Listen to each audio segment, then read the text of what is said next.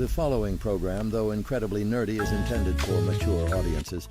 Viewer discretion is advised, and you probably shouldn't watch if you're an overly sensitive pussy.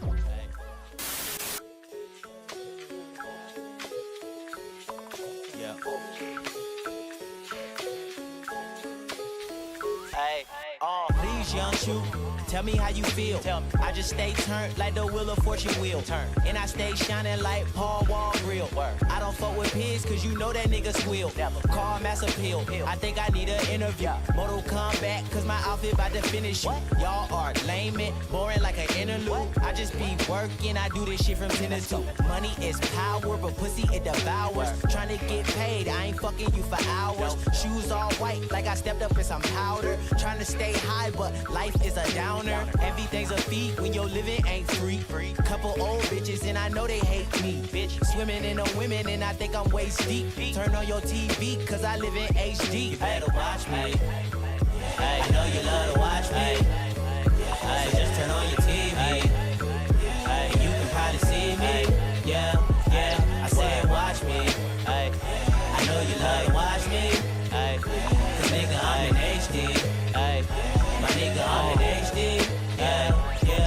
You in trouble now, don't ask me to dumb it down. Every time I come around, these hoes just be fucking now. Holy cow, if there is a problem, I'm sure that we can work it out. I don't talk to snakes and you looking like a serpent now. Never do drugs, that is what my mama told me. What? Now I'm getting high, shout out to my big homie. Yeah. Are you playing defense? Cause I think that I'm Kobe. Nigga. Stacking this for 4 weeks, got green like a foley. Yeah. Clover, I know her, I show her. She rode it like a bull, I gave her the dozer. That ass so fat, it's making my toes curl. And who we talking about? It probably be your girl. And that's how the world is. And my generation's so selfish. But you know, these niggas can't help it. Tryna go against me must got a death wish. That's for sure. You better watch me. I know you love to watch me. So just turn on your TV. You can probably see me. I said watch me. I know you love to watch me. Cause nigga I'm in HD. My nigga I'm in HD. This is just another cry for help. I'm moving to Jerusalem. Assume I'll crucify myself. The flow is hot, the fire melt. The diamonds to Orion's belt. Splash into a giant well. Motherfucking cannonball. Yeah, I got the long sleeve polo on. Groupies sucking dick. I'm busting quick cause they don't know my song. And true love bitches, so we go along. Fuck her in my guest room. The pussy helps stress too. Hold on. Your heart's broken, you need to get your pockets fixed. You done a lot of work and shall remain anonymous. The flow is bottomless, it come around like karma quick. And boys turn to men at the end of the road. Yeah, ain't nothing more important than your family. I could do without the money and my sanity. I bust a nut, put the condom on the vanity. Only ones with ID Labs tatted, that's Sedan and me. You better watch me. Bitch, I know you love to watch me. Just turn on your TV. Oh, I am excited to get into the stream. Good morning and welcome. Hope you guys had a fantastic holiday. Hope it was great. Let me know. What did you eat? What did you do? How was it? We do have a good show for you today. A lot of different stuff to get into, mostly Marvel stuff. We will talk a little bit about some of that Warner Brothers stuff, but honestly, it's kind of a lot of more of the same, in my opinion. So we'll touch on it. We'll get into it. New bids are being sent out. At least that's what Warner Brothers is asking. New bids for Monday. So we'll go over that a little bit, but otherwise we're chilling. Here's the thing. When I say chilling, I don't just mean like we're hanging out. I mean, we're literally like, I'm chilly. So, yeah, a lot of you guys probably already know this, but this room is terrible. This office is terrible. It has like no insulation. And so I am at the whims of Mother Nature repeatedly. And you might ask yourself, well, isn't that been the case for years? Why didn't you fix this problem? That's a good question. And I'll tell you by telling you a story. Okay, this is actually a pretty fun little parable that I think we could all get something out of. So it is a really simple story. There was an old man walking down the main street of a town, and he noticed this dog that was on a porch. And this dog was just moaning. This dog was just complaining, whining. Not necessarily barking, but just whining, moaning, complaining. Well, the old man walks up onto the porch to see what's going on, and there's another old man there in a rocking chair. And he says to the old man in the rocking chair, "What's wrong with this dog?" And the old man says, "Well, he's laying on a nail, and it's hurting him." And the guy says, "Well, why doesn't he just get up off of the nail?" And he said basically, "Well, it's not hurting him bad enough to get up, just enough to complain." Think about that one. So look, we'll get it fixed. Okay, I don't know exactly when, but we will get it fixed. And I am gonna bitch and moan like that dog on the porch. I can't believe nobody solved this problem. We're in a winter advisory thing, and so the wind's just ripping off the lake, going right into my room. So I'm bundled up. Okay, I'm bundled up, and we're still gonna yeah, that's life. We're still gonna have a good stream today. We're still gonna have a good show, but I'm canceling the Nerdvenger stream tonight. I know. I'm sorry. Chat, I'm sorry, okay? We're going to do it next week. Don't get mad. It's okay. Don't get mad. Do you have your AC heat on? That thing doesn't actually do super well with the heat, actually. But I do have I got a couple space heaters lined up. We're bundled up. We're going to make it. We'll make it a couple hours here. We'll do our thing. We're going... Let it out of your system. Okay, it's all right. I know it's been a weird week. We took like Wednesday and Thursday off, for the holidays. Wednesday was actually a couple things went wrong. But look, we could do the Doom stream tonight. The way I figure it, I think a lot of people probably aren't even going to know that we're doing it. A lot of people probably have plans tonight. Let's just do it next week. And here's the thing. You actually are not allowed to be mad at me because next Friday is my birthday. And I'm damn sure taking that day off too. So, I mean, listen, it's the holidays. It's the holidays. You need to clean the air filter. I actually don't know that it's the air filter. No, I think there's like a bunch of snow like on the unit outside. Morning, Josh. Hope you had a wonderful holiday and are doing well. Thank you so much. More of that energy, please. I did. I had an awesome holiday. Did you guys have a good holiday? It was great. I wish I would have taken more pictures, man. I'm so bad at that. When I'm in the moment, I'm just like having a good time. I wish I would have taken pictures. So we went to my dad's martial arts school for Thanksgiving, which I love to do because there's so much room for the kids to just play and go crazy. And you guys should have seen Athena, man. She was going nuts, having a blast, running around. So yeah, it was a really good time, good food, good company, good conversations. I wanted actually my dad to try, Deadpool VR, but he doesn't have a TV in his martial arts school, of course.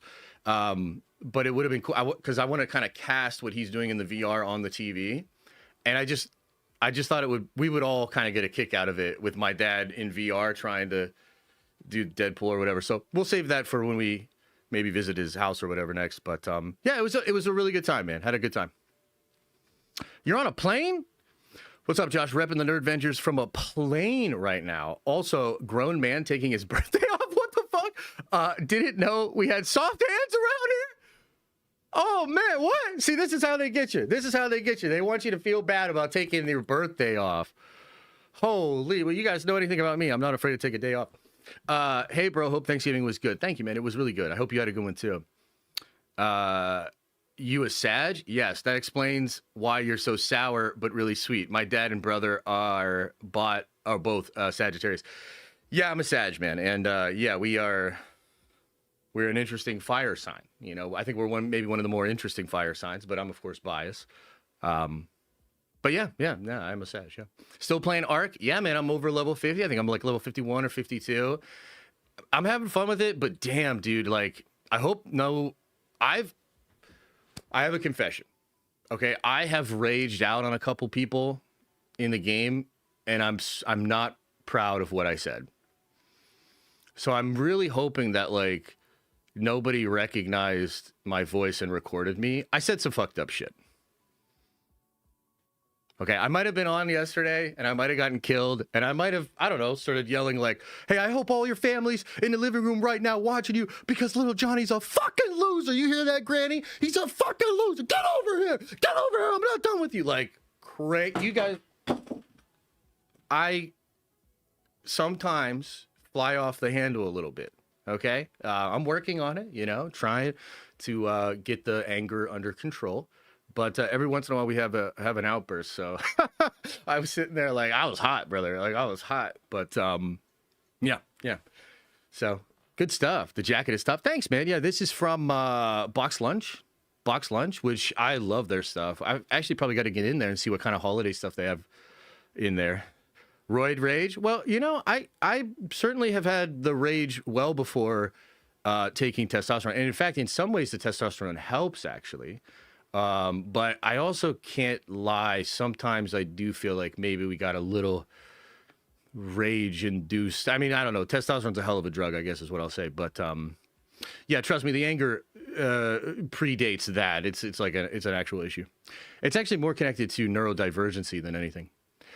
I have worked on my birthday for the last 7 years. Yeah, but like, if you did that because I did too, you know, I was in the restaurant industry for 12 years. If you did it for 12 years and then you had the opportunity to like not do it, wouldn't you not do it? Honestly, thinking about starting testosterone, well, I would talk to your doctor. I would do a lot of research. I waited till I was like 36, 37 years old.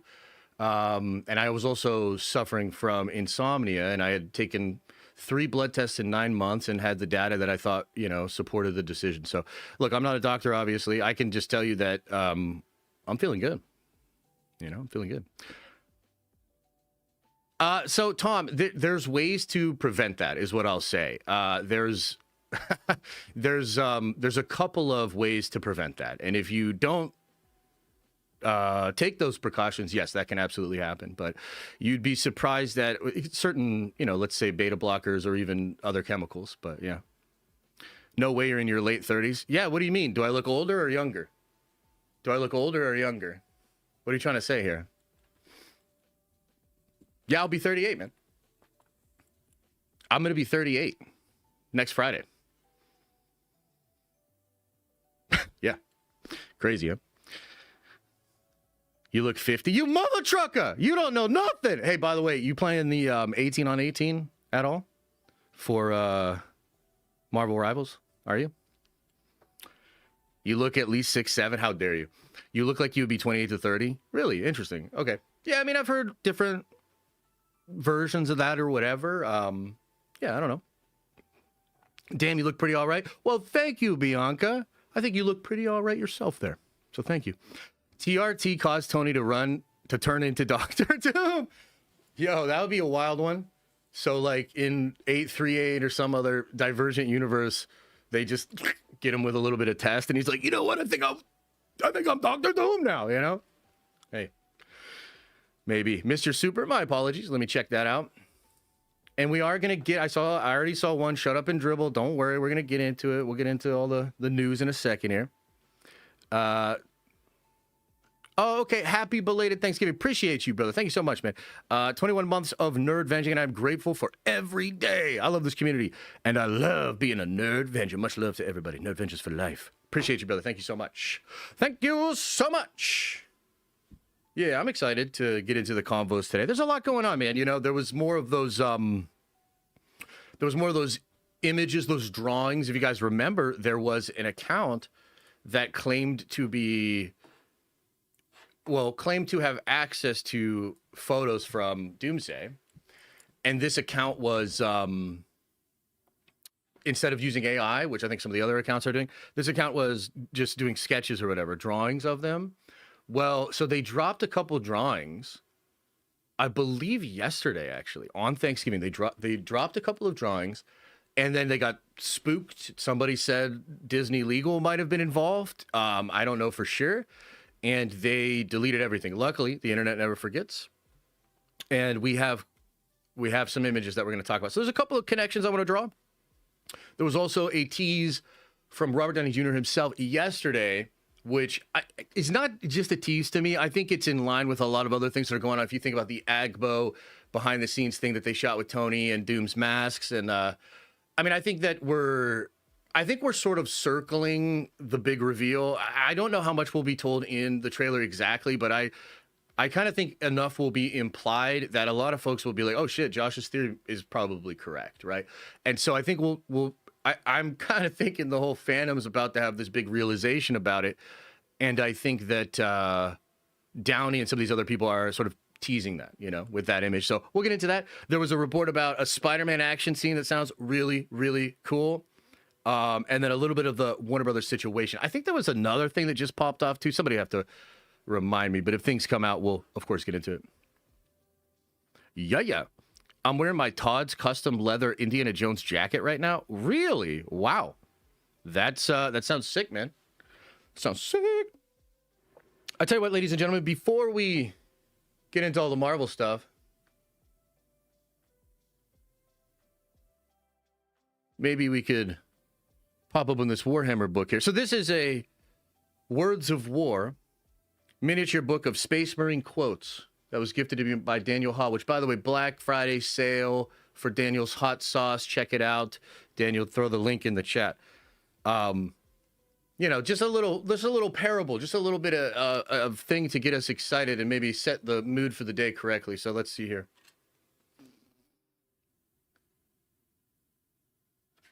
Some of these are like better than others. Oh, that's a Pedro Cantor one. It's kind of badass. Oh, yuck. An Ultramarines quote? Get out of here. No way. They got too much going on. Oh, I like this one. Okay, here we go. Ready? This is an Iron Hands quote. Only the spirit is pure. The mind may be swayed. The body may fail. Only the soul cradles vengeance purely. Become the weapon of the soul. Oh! I like it. Become a weapon of the soul. Hell yeah. Okay, so that's a nice little thing just to kind of get us started and get us in the right vibe for today. Because of course Warhammer's taking over. And I'm quite excited about it. Okay, let me pull up some stuff here. Oh, you know what? We actually have a couple of DC things. So there's some Lantern stuff, and then there's some Warner Brothers stuff. So I guess let's just start there. Okay, so let's start by talking about the Warner Brothers situation, and then there's some leaks about the DC Lantern show, which are kind of interesting. This was from some behind-the-scenes look. Some people got to look at a trailer for the Lantern show. But before we get into that, let's kind of discuss this whole Skydance, Paramount, Warner Brothers situation. So the latest news, guys, is that Warner Brothers has told all the bidders, which essentially are just the three parties right now. It's Netflix, Comcast, and it is Paramount. And Paramount just seems far and away the lead in this whole situation, right? But and then maybe a Saudi money fund, but probably not. So it's really just those three. Warner Brothers has asked them to sweeten the offers and resubmit the offers by Monday. Now, that means that a lot of bankers, investment bankers, money managers, and all sorts of financial folks are going to have to work over the weekend to try to calculate and figure out a better offer. This includes probably like securing the actual funding to make an offer, because if you make an offer, you have to follow through on it if it is accepted. So it seems like right now what's going on is they're asking for more money, and this is all about the $30 a share price. So apparently Zaslav has a deal, which this might have been in his contract since the beginning of this shit. But Zaslav's contract states that if he can get the stock to sell, or the company to sell, at $30 a share or more, he literally walks away with $500 million in cash. That's before taxes, but still, that's a nice little bonus. So you can kind of see why there has been so much hoopla and narrative building and the use of all of these different sense-making apparatus, journalistic outlets, etc.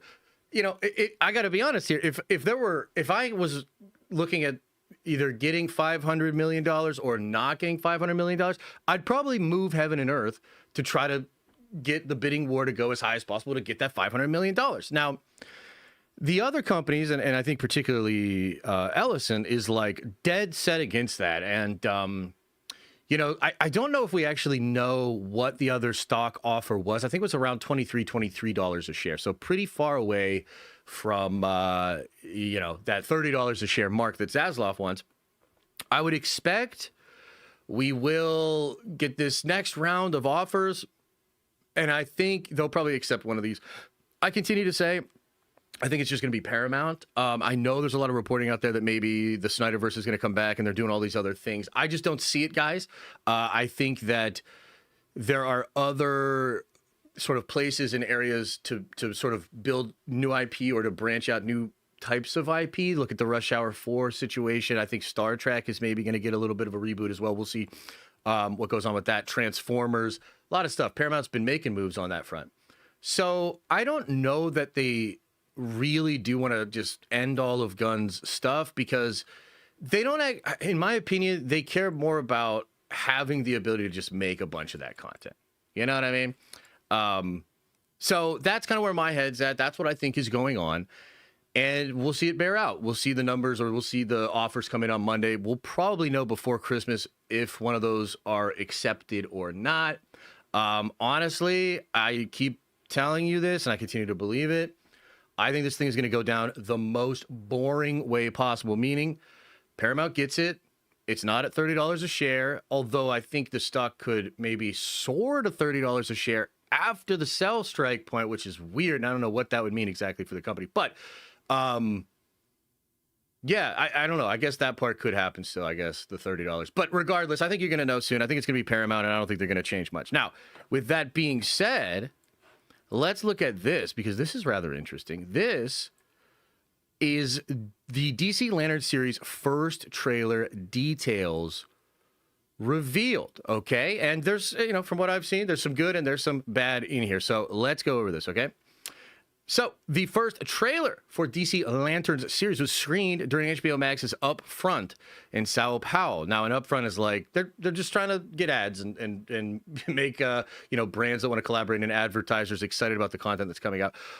So although the teaser has not yet been released online, a description of the footage has leaked. Okay. Here we go. Let's see. Oh, hang on. Let me adjust this a little bit. Oh boy, so you can see a little bit better. Where's the camera at? Okay, go here. All right, terrific. Here we go. The teaser is described as a Western-toned series set in rural America, with Hal Jordan training Jon Stewart as a kind of substitute teacher. The two clash, with Stewart claiming he's better than Hal at saving people. Okay. The series carries a Western-inspired tone, fitting for its rural U.S. setting, with brownish color palettes reflected in the costumes. Hal and Jon clash, with Jon insisting he's better at saving people. A brief show shows Hal Jordan flying, though neither character's uniform is revealed. The teaser includes a quick mention of a squirrel Green Lantern.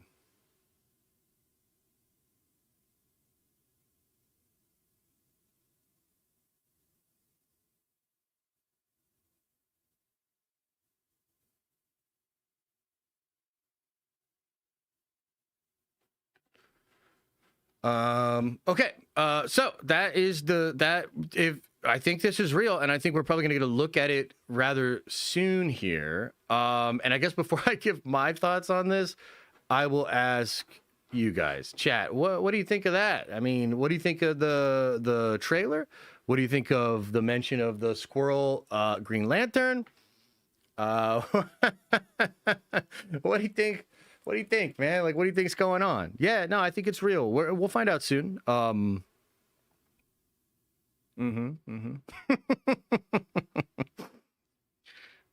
Okay.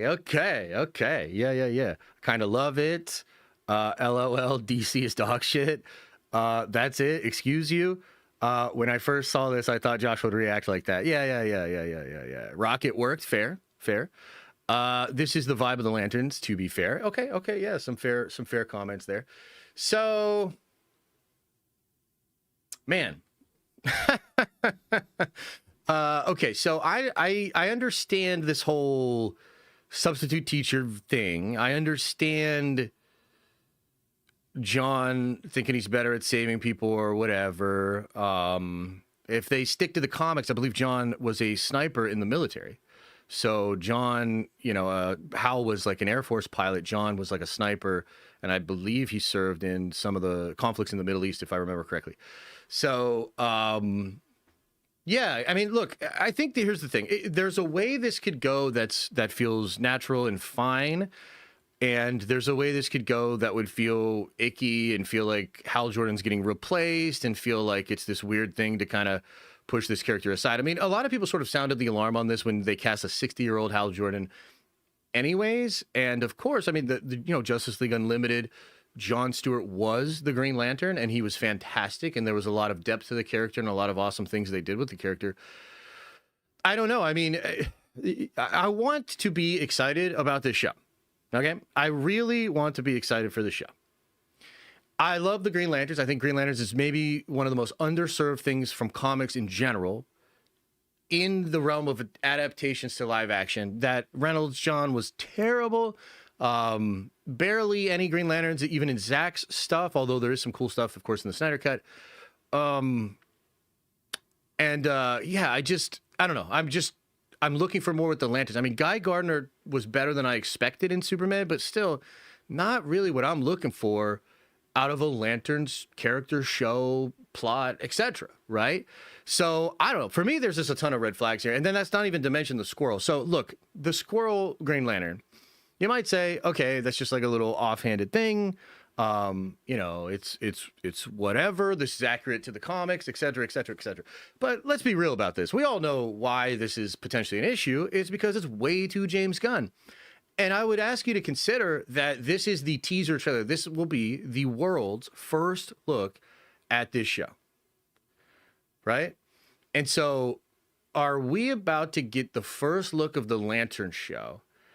And it somehow tries to balance the tone of like a serious Western thing with the kind of more silly, goofy gun tone of Superman. Because we also know, at least I've heard, that Guy Gardner's in the show. And I've also heard that Guy Gardner's going to drop a ton of F-bombs in the show. And I would imagine Guy is going to essentially be the same character that he was in Superman. Now, again, there's a way that can work.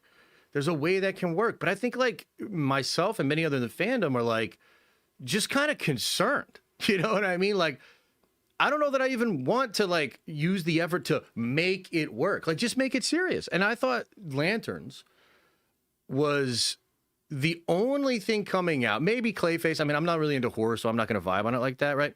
But Lanterns to me held the promise of being very not James Gunn. And that's why it's my most anticipated project right now. Supergirl, I am excited for. I have a lot of concerns. And frankly, like, that's just so Gunn. Like, the alcoholic, shattered woman, that's so James Gunn. And I get it, the Tom King run, et cetera, et cetera. There's precedence for it. But, like, dude, it's not just derivative. It's literally like Superman into Supergirl. But it's also like goofy, silly Superman into goofy, silly Supergirl. That's what it feels like. And until we get marketing that says otherwise, that's the concern. So Lanterns was always a project to me that was like, yo, this is going to be different. This is going to be serious. I mean, it's going to be maybe even dark, potentially connected to like the Black Hand and, Necron and Blackest Night and some of that shit, right? So I don't know, man. I mean, I hear, there's red flags for me is what I'll say. There's red flags. The replacement thing, not only am I concerned personally, but I'm concerned with how the wider fandom would feel about that. I mean, look, some of you guys hate this kind of stuff and you hate when I give sort of air to the chuds. But I'm a chud. And I just got to tell you that, like, a lot of chuds right now, or the dude bros, or however you want to call them, they are hypersensitive to replacing legacy characters. I mean, I feel like Gunn's running a Phase 4, Phase 5 playbook, and he's not realizing that shit ruined Marvel, basically. And Marvel's going to be okay, as we're going to discuss in a little bit. They're finally figuring it out and turning it around. But I don't know, man. I mean, I see all sorts of red flags here for this show and for Supergirl, and just, I don't know, man. I mean, and the other thing I'll say before I get out of this segment, and I know that people will just think it's hating or whatever, but the truth is the DCU has like zero motion right now. Like, there's zero social media movement. There's zero motion. The DCU feels like there's nothing going on. Okay, and maybe Marvel is on the other side of that, and it almost feels like there's too much going on with Marvel, and it's like every day there's a this, there's a that, and there's a thing. But like that moves a fandom, like that moves people to engage with the content, and there's a lot of that going on. I mean, I can show you my Twitter and show you like incredible amounts of engagement, and that's just not happening with DC. So I think the truth of the DCU is they are fixing the airplane while it is in the air. Marvel, I think, has proven, at least to me, able to do that, and I still didn't like how Marvel did it. They left a lot on the table. I think they turned a lot of people off. This trailer's going to have to win people back because of all the damage they did. And when it comes to DC, I'm just like, I don't know. I mean, that's just what I see. That's literally how I see it. That's what I think is going on. And all sorts of red flags and reasons to be concerned. So that's kind of the take on that. I wonder if you have any more comments, questions about this and the whole DC situation. I mean, what do you guys think? Like, do you think it's going to take maybe getting to Supergirl to turn this around? Do you think Gunn needs to announce? Because Gunn announced Man of Tomorrow, and I got to be honest with you, I don't think it moved the needle at all. Like, I did not see a whole bunch of people very excited about it. I just didn't. So, I mean, what do you guys think? John is my Lantern, so I don't mind, but I can understand why people don't want Hal to be replaced. But I also don't get why he is being replaced when you got Guy Gardner around. Can be, yeah. I mean, there's stuff that I guess what you're saying is there's stuff we don't know. Maybe there's a way that it'll make sense. DC is cooked until Gunn is canned. He's too goofy and weird. Josh, you watch Stranger Things? Yeah. Yeah. I mean, we'll see. I think the jury's out on Gunn, but I'm just calling the problems as I see them, right? As far as Stranger Things is concerned, I'm 2 episodes in and there's something off. It's not bad. I'm not saying that it's bad, but there's something off. And I don't know exactly what it is, but I'm not vibing with it the way I wanted to. I've heard the last 2 of the 4 really are great though, and save it, so to speak. So that's kind of my thoughts on Stranger Things. I wonder, what are you guys thinking of Stranger Things? I think people need to relax about Lanterns being delayed to summer. HBO has loaded winter, spring, summer, King of the Seven Kingdoms, House of the Dragon, and Euphoria. Remember, it's HBO, not Max. Yeah, that's absolutely true, but I think a lot of the DC fans just don't care. Like, that would be like if there was a reason a Disney Plus show got delayed and then you were to say, oh, well, look at all the content Disney Plus has. Like, dude, it's a Disney Plus thing. It's not a Marvel Studios thing. I mean, no fan is going to be like, oh, okay, yeah. You know what I mean? No, the fans want their content and they want it on a nice frequency at a nice quality. That's, I think, okay too. I think it's okay to want that. The dialogue was so dry and explaining every little thing. There's something off. I don't know what I mean, I think they just waited too long, dude. These kids look like they're 50 years old. I mean, I am trying, and I think the craftsmanship's on full display. Like, you can definitely tell sharp editing, great choreography, great camera work, but like, dude, there's just something missing, something off. I won't get to watch Stranger Things until I get home Sunday. Yeah, so I've only seen 2 of the 4, right? So I can only speak to that. But I have heard it's going to get much better in the last 2. You think they're phoning it in? I don't know if I would say they're phoning it in. I just think there's something missing. There's like a magic that's kind of gone, in my opinion. And I'm not sure. Like, it's not like I'm going to not watch it, but I'll say this, just after these 2 episodes, unless I'm incredibly impressed with the rest of the season, I'm not going to go to the movie theater to watch this finale. Like, you know what I mean? Warhammer Heroes Series 6 Dark Angels? What the hell does that mean? Oh, you mean the new Heroes series? Is that out? Yeah, people actually don't like that set, to be honest. They said the poses were too similar to other things. Baby Bird, what up, though? Episode 4 is great. I've heard that. Yeah. Feels like they've been apart too much. The chemistry has shifted. Yeah, that's probably true. That's probably accurate, yeah. Episode 4 was awesome. The reveal at the end of 2 was so obvious, but it pissed me off. But it gets better after that. Yeah, Elisa called that shit mad early, too. Maybe it's the childhood nostalgia magic missing from these adult actors. Yeah, something like that. Yeah. Yeah, I think they just waited too long. And I don't even know why. Why did they wait so long to make these seasons? Is it like a contract thing? I don't really understand it. Yeah. All right. Well, anyways, guys, that's our DC updates. I mean, I wish I had better things to report, man. I think the thing that Gunn like underestimates, and maybe like a lot of DCU fans are just not getting, is I think there's a way for y'all to have hype like Marvel has. I would argue the DCKO event and the All In universe has more motion and hype than anything Marvel Comics has going on right now, right? So it's not like DC can't have that. It's just like, this is not how you do that. This whole thing was not executed the right way.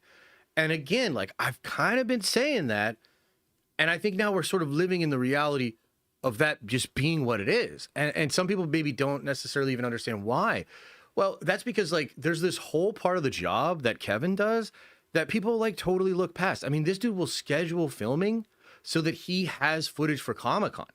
Now, of course, the last couple of years have been crazy and, you know, a lot of movement and a lot of skipping Comic-Cons. But like, dude, there's a reason Marvel was the best in town and created what it created. And that guy, Kevin, was very dialed into how to keep the fandom engaged. And, you know, whether it's just the concept of a post-credit scene or it's the concept of like a tease at Comic-Con where Loki comes out in full garb at Comic-Con or whatever. There's just little things that make a big difference. And Gunn is not that guy, you know, in my opinion. So unless I would just bring somebody on, like I would just bring somebody on to do that. You know, that's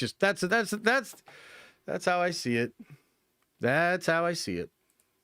Wait, what are you saying? Dave does that? I give up. Josh, killer, my faint Warhammer interest. Wait, you love Warhammer now?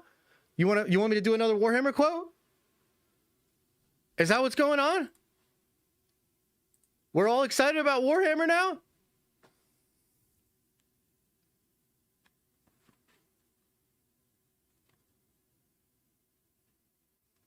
Ugh, Imperial Fists. Oh, I love this one, but I've already read it on stream. Ooh, okay. Here's one from a Space Wolf. You ready? You ready? Justin, this one's for you, bud. Brave deeds and selfless acts of courage are the stuff of which all Fenrisians are bred. Yet we of the wolf priesthood still search for something greater. We seek warriors that, if they were to be cast to our wolves, would return to us as leaders of their pack. Damn! Holy! So badass. So badass. Absolute DC has been going hard. Yeah, man, I mean, I'm behind on it, but I just see what's happening. You know what I mean? Like, I can see the excitement. I can see the motion. It's pretty incredible. And look, I think Scott Snyder deserves so much credit, man. He really put this whole thing kind of on his back. He's such a good ambassador for comics in general. I think a lot of the things he's been doing are paying big dividends for the entire industry. And that is awesome, dude. You know what I mean? That is awesome. So I appreciate his valor in that sense. You want me to put the hammer down? Yeah, Dave, I don't understand. It says, killer, my faint Warhammer interest. I don't know what that means. Do you need me to read another quote? Are we into Warhammer now? Is it all about Warhammer now? I'll do it. I'll talk about Warhammer. All right, let's talk some Marvel. Jeez, holy cow. Everybody's so upset. Oh, Warhammer this, Warhammer that. All right, let me find this shit. Let me find this shit.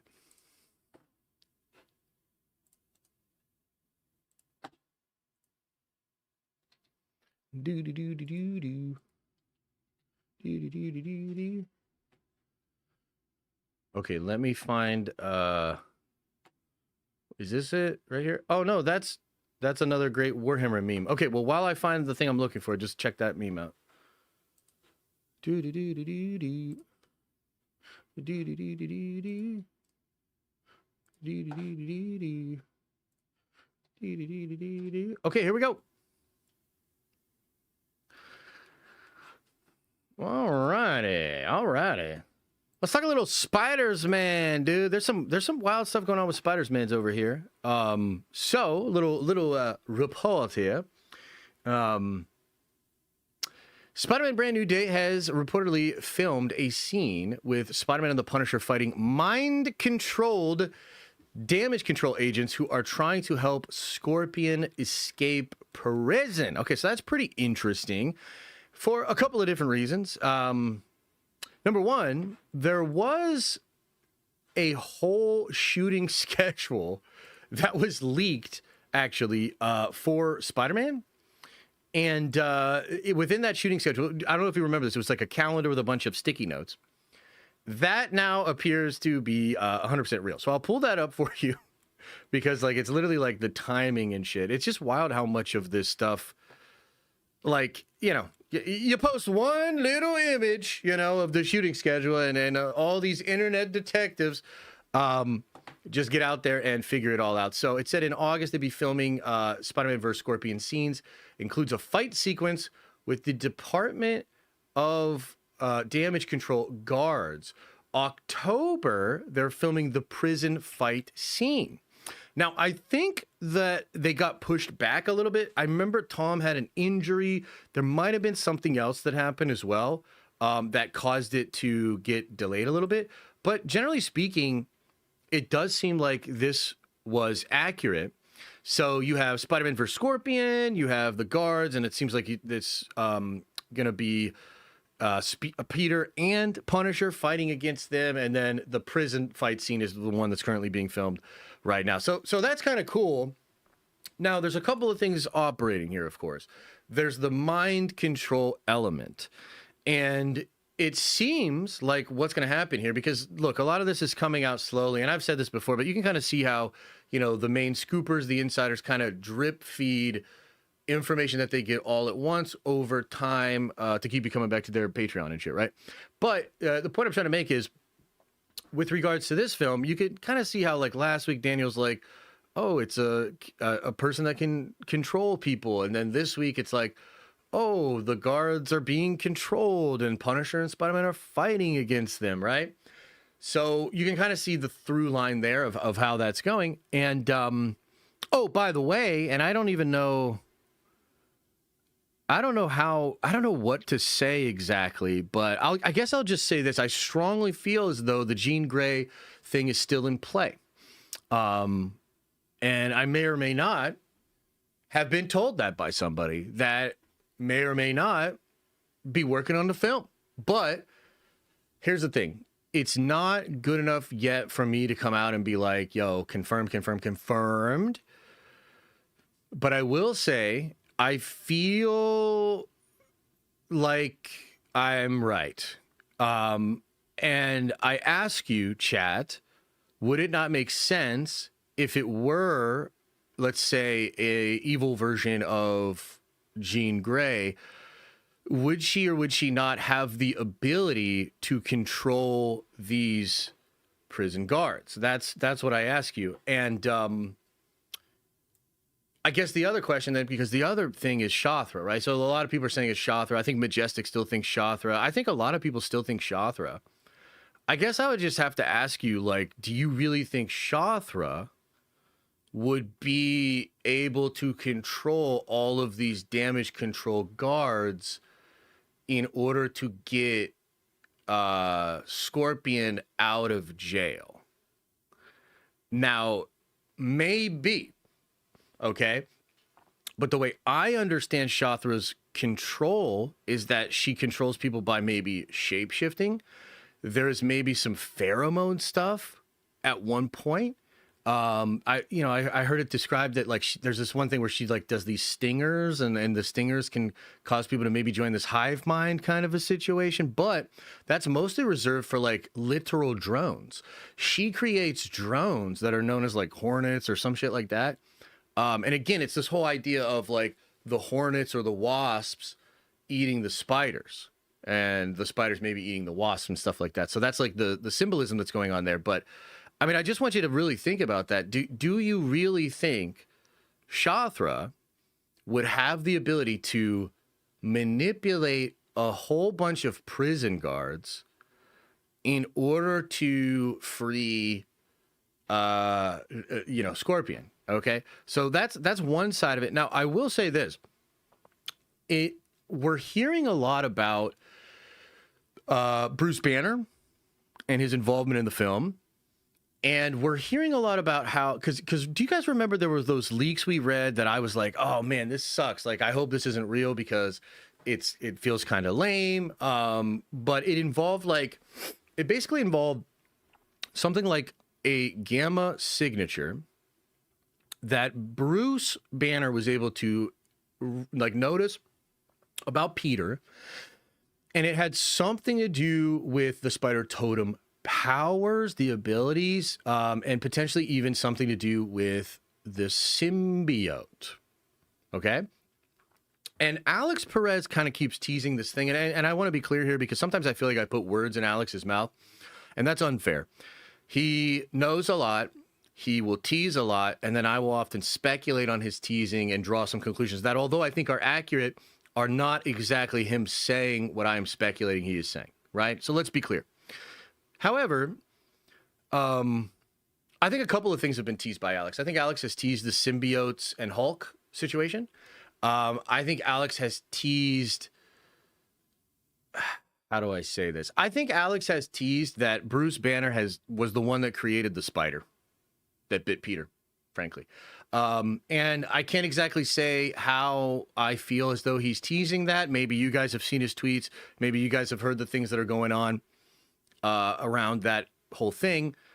But I think that's a strong possibility. I feel as though Bruce could have created the spider that bit Peter, and there could be some gamma thing going on there, okay?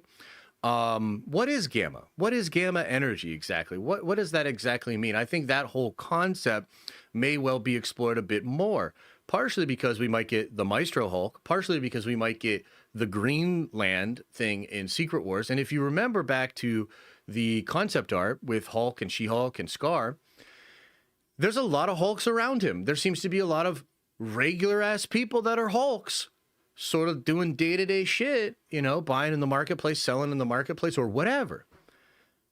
Well, I think there could be something to that. I think that the gamma thing could be explored that way. And it actually makes that first leak that we heard about with Bruce Banner finding something anomalous about Peter in the film, and MIT being evil or dark, right? And MIT and them might be doing something to try to exacerbate maybe some of these gamma things.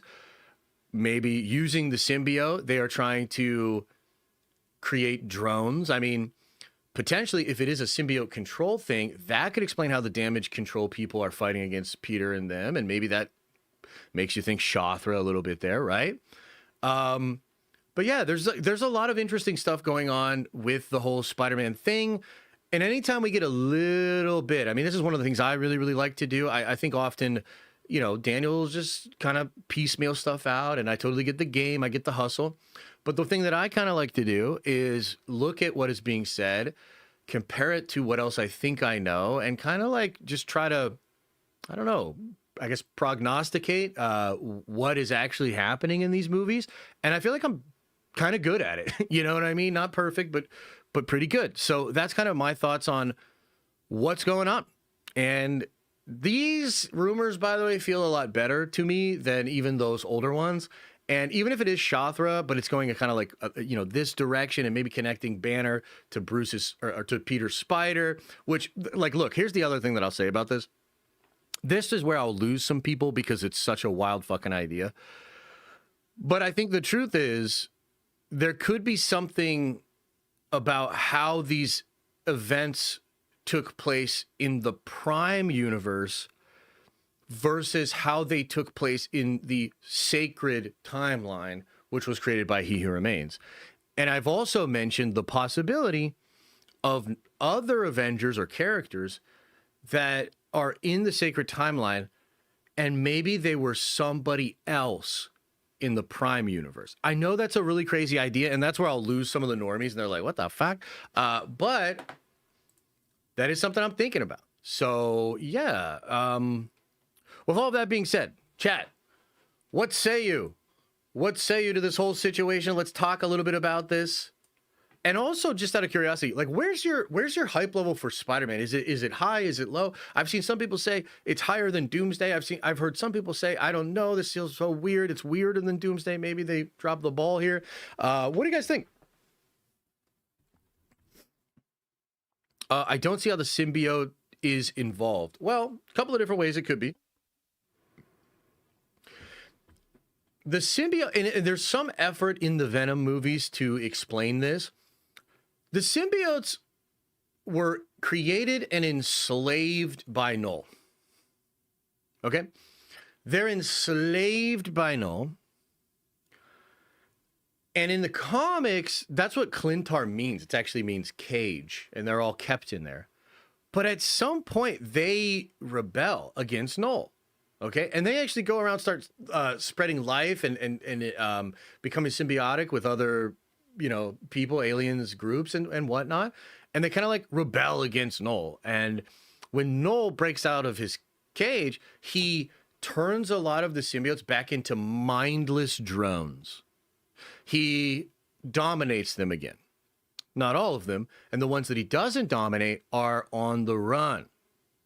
In the Venom 3 movie, this is all connected to like the Codex. And, you know, I know there's a lot of like goofy shit in that movie and they probably changed it quite a bit or whatever. But remember, Null is essentially a force of darkness that wants to snuff out all life. And in some way, a being that bonds to a symbiote is like, he wants to smash that. He doesn't want that to exist. And I would argue that's probably connected to the Web of Life and Destiny. This is probably connected to the totem powers of the spiders. This is potentially connected to the Omni-Force or the life force of the entire multiverse.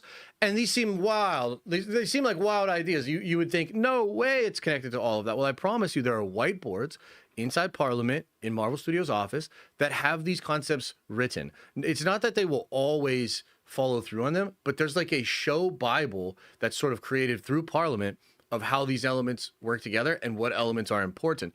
And the truth is, shifting to Doctor Doom did not change a lot of that shit. That was shit that was being built and established basically since Age of Ultron, really.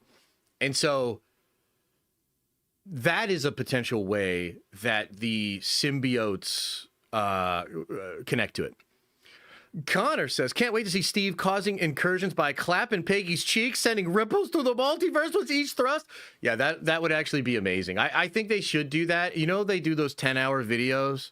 They did like a 10-hour video of Wolverine just staring, and in the middle of it, he did this.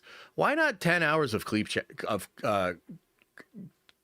cheek clapping? Holy shit, that was hard to say. Like, why not like 10, 12 hours, maybe a 24-hour live stream of that? You know, I mean, yeah, yeah, absolutely. I think that's a good idea. If we're soft resetting, why bother with Doctor Strange 3 as a follow-up to the post-Secret Wars? Can't we just move fed with new characters? Do you mean like move on? Is that what you're saying? So it is not going to be a total reboot. Some of these characters will remain in their roles. Benedict Cumberbatch feels like one that will remain.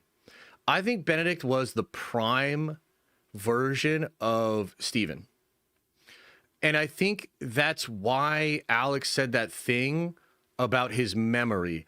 In Multiverse of Madness, there's that scene where Reed Richards, John Krasinski Reed, is introduced as the leader of the Fantastic Four. And Steven says something to the effect of, didn't you guys chart in the 60s? At the time, nobody really knew what that meant. Now, Alex has reported that that scene was written with the intention being that Steven had some echo of a memory, some vague memory of a memory of when he knew those people, the Fantastic Four, as actual astronauts that went up into space in the 60s. And so his mind reorganized that memory into a memory of a band. And what's interesting about that is if you watch Spider-Man No Way Home, there's a scene where the Peters are discussing how they're very bad at working together. And I think it's Peter 2, maybe Peter 3, whatever one Andrew was. Tom comes in and says, or Tom says, we need to work as a team. And Toby says, yeah, I've never worked as a team. Andrew says, I've never worked as a team. Tom says, well, I didn't want to brag, but I was a part of the Avengers. Toby says, that's great. Andrew says, That's awesome. What is that? Is that a band? Were you in a band? Now, look, that could just be coincidence, right? But it could also be that the memories of the Prime universe could not actually be eliminated and therefore had to be altered, which connects to Dr. Stephen Strange's spell at the end of No Way Home, which a lot of the scoopers say is a key to understanding what is going to happen in Doomsday and Secret Wars. Or I guess the better way to say it is a key to understanding what will be revealed about the multiverse. Okay? Again, this is pretty nerdy, and I don't know how much of this they're going to like explain in full detail to the normies or whatever, right? But yeah, that's kind of an explanation of that. Homestretch, the Doomsday trailer. Happy holidays, Nerd Vengers for life. Thank you so much, brother. I appreciate it. And yeah, we're in the Doomsday now, as they say. So I'm so excited. I'm gonna do some videos. We'll do some speculation streams. I think next weekend, guys, which Saturday, I will make you guys a deal. Okay, I am taking next Friday off because it's my birthday. But I've heard Saturday we might get a little Marvel panel at CCXP Brazil. And I've heard we might get a little taste of the Doomsday trailer. And if that happens, I'll be live Saturday. As soon as it happens, as soon as the description's out there, or maybe there's leaked footage or whatever, I'll go live Saturday. And that shit's going to be awesome. So, yeah, that's like literally next Saturday, guys. That's a week away. Now, yes, the trailer is like 3 weeks away, and oh my fucking God, I'm excited for that shit. But we're going to get way sooner than you think. Question, is there indeed a Daredevil Born Again Season 3 in the future? Does that mean Matt, Karen, Wilson survive the effects of Battleworld? Let's suppose Season 3 is after Secret Wars. Yes, so the way I understand it is basically everyone will, quote unquote, survive after Battleworld, but the universe will be reorganized to the way it was supposed to be. And I don't know for sure, but it kind of seems like, I mean, I almost don't want to totally speculate on what I think is going to happen, but basically I'm reminded of Agents of Asgard, and there's a part where Loki, God of Stories Loki, is freezing these events like the Kree Skrull War, Civil War, Avengers vs. X-Men. He's literally freezing and cataloging these moments from the timeline, and then the whole universe reboots, and he places those things back on the timeline. So maybe things change, the in-between changes a little bit, but generally speaking, those events are kept the way that they were. I think that's probably going to be what happens in the reset, but they'll probably combine it with like what Franklin does at the end of Hickman's thing. Yeah, does that make sense, guys? I'm gonna watch No Way Home again. Dude, it is worth watching a lot of these movies again. Not all of them. I think some of them were goobly glob, but there's a lot going on. We're gonna get into some stuff later in the stream with regards to the Doctor Doom throne and the symbols that are on that, and how that's been being set up for a long ass time. Holy man, it's crazy. I think Marvel, you know, look, I saw Alex Perez tweeted this thing, and I mean, I think I know what it means, but again, I don't want to put words in his mouth. He said, we've been staring at a plot device for 17 years, and they probably didn't always plan it to be that, but what they're doing is genius. And you guys probably know what I think he's referring to. And I do think it's genius. And I do think it's going to surprise people. It's going to recontextualize the Marvel catalog. But what that does is reinvigorate the desire to engage with the Marvel catalog, which is something they've missed, right? So, yeah. Crazy. Is the Supergirl trailer at CCXP as well? The rumor is yes, it will be, yes. Yes, that is what I am hearing, yeah. Let's get our conspiracy hats on. Well, I put mine on every day. Thank God Marvel delayed Doomsday to December. I agree with you. I think that delay was smart. I think there were a lot of reasons they made that delay, but I like the energy behind it. I mean, they're basically like putting their money where their mouth is. You know, they're going for it. And they delayed basically 14 months, 7 months each project, and they filmed. They went to film the next day. It's not like they delayed it and took a break, dude. You know what I mean? So I think we're gonna see a lot of that work in the trailer, literally in just a few weeks here. Like we're gonna see that trailer and be like, this does not feel like a trailer for a movie that's a year away, and that's because they've been filming it for about a year. So that shit should pop. It has no reason not to. Cypher says, happy Thanksgiving and happy B-Day in advance, brother. Hey, I appreciate that, man. Thank you so much. That's very kind. And yeah, I had a great Thanksgiving. Loved it. Josh, if she is Jean, is she from 616?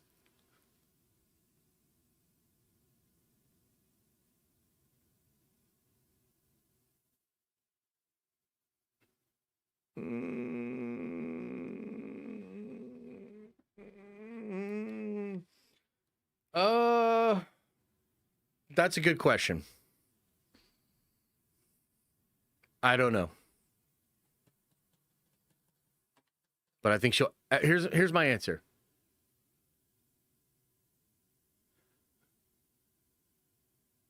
She will be Jean from somewhere, and she will also be Jean from 616.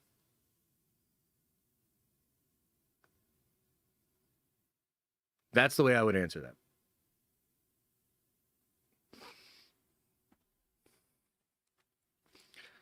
She will be Jean. If what I think is going on, which, dude, I could be so wrong. I'm telling you guys, I could be so wrong on this. I don't think I am, and I think Daniel, I don't know. So what I can't figure out is like, I don't know if Daniel straight up doesn't know, or if he is a Disney plant that is just not going to tell us. That's what I can't figure out. That's the truth. I cannot actually figure out whether those people are actually just working for Disney, or if Disney got so clever that they tricked those people. But I will just tell you that, like, I'm just going a little bit off instinct, and I did potentially, maybe, possibly have somebody that worked on the movie potentially maybe tell me something. Maybe. Potentially. So, yeah. I think we get a Doomsday trailer that Monday or Tuesday before Avatar. Yeah, they could even do that. I mean, I don't know. I mean, what if they did a teaser for the teaser? What if they did a little 30-second spot and then they were like, go see Avatar?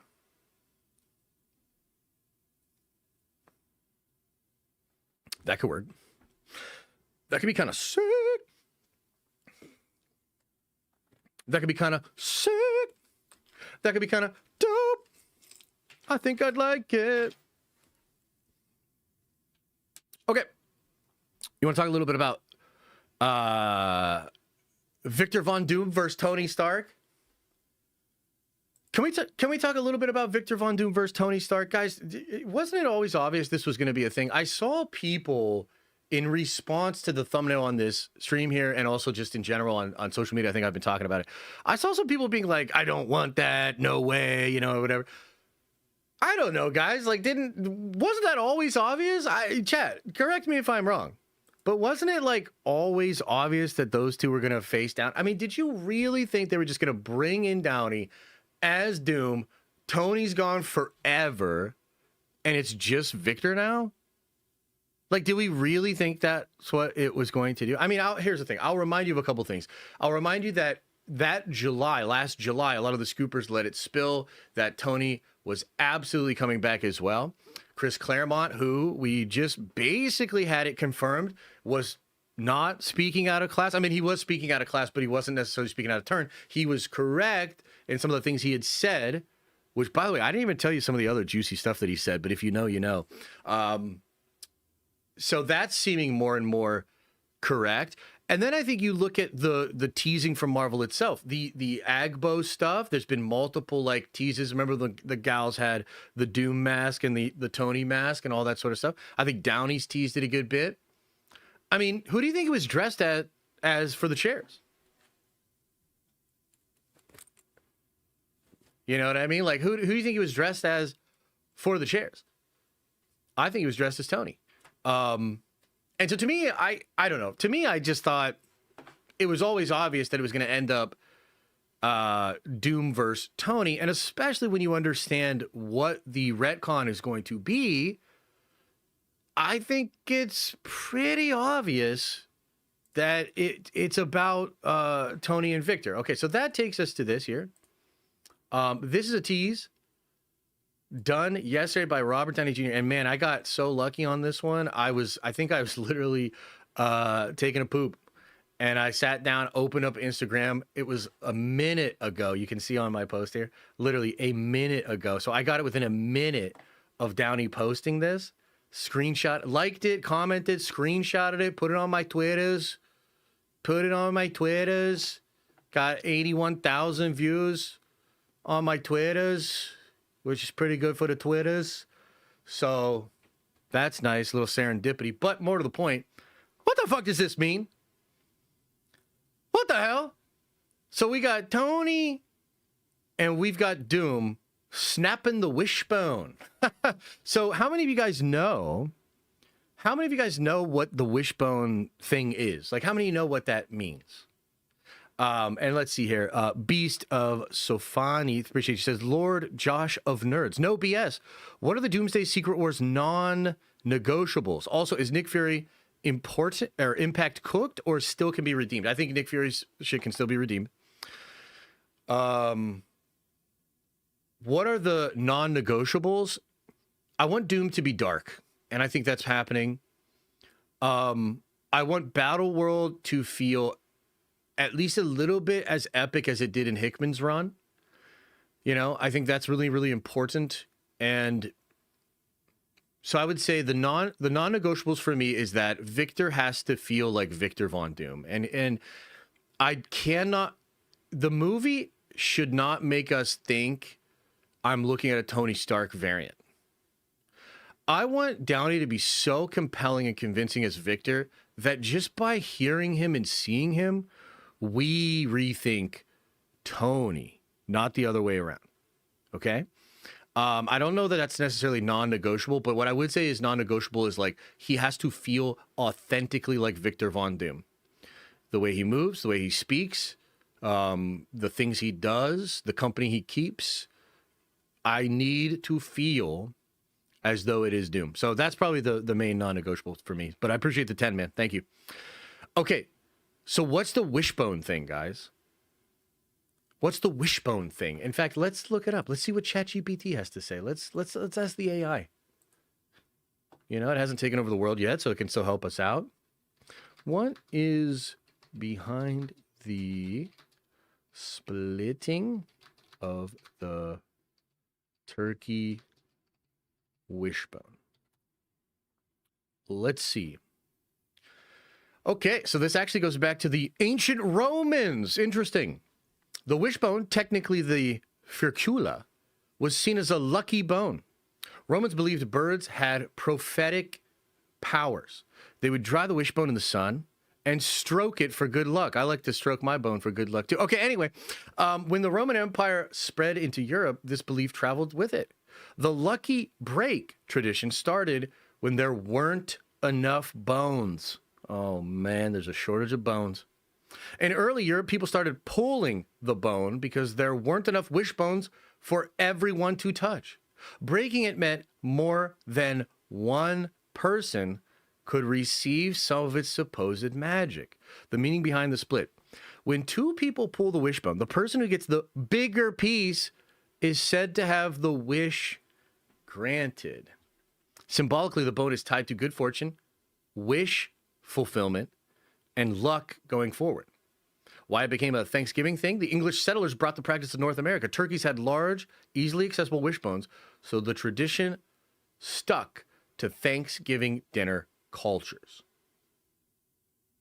Wow. The wishbone fuses during the bird's development, giving them a strong chest, the support that's needed for flight. It's shaped like a natural spring. Wow. Really, really interesting. Okay. So, comes from Rome. The wishbone itself is meant to be a symbol of just giving you good luck and good fortune. And you stroke the bone for good luck. Then when there weren't enough bones, two people would have a wish, two people would have a desire, and they would pull the wishbone, and whomever had the larger piece would have their wish granted. Really interesting. Before I go into any more of my thoughts about that, what do you guys think? Anything to this wishbone thing?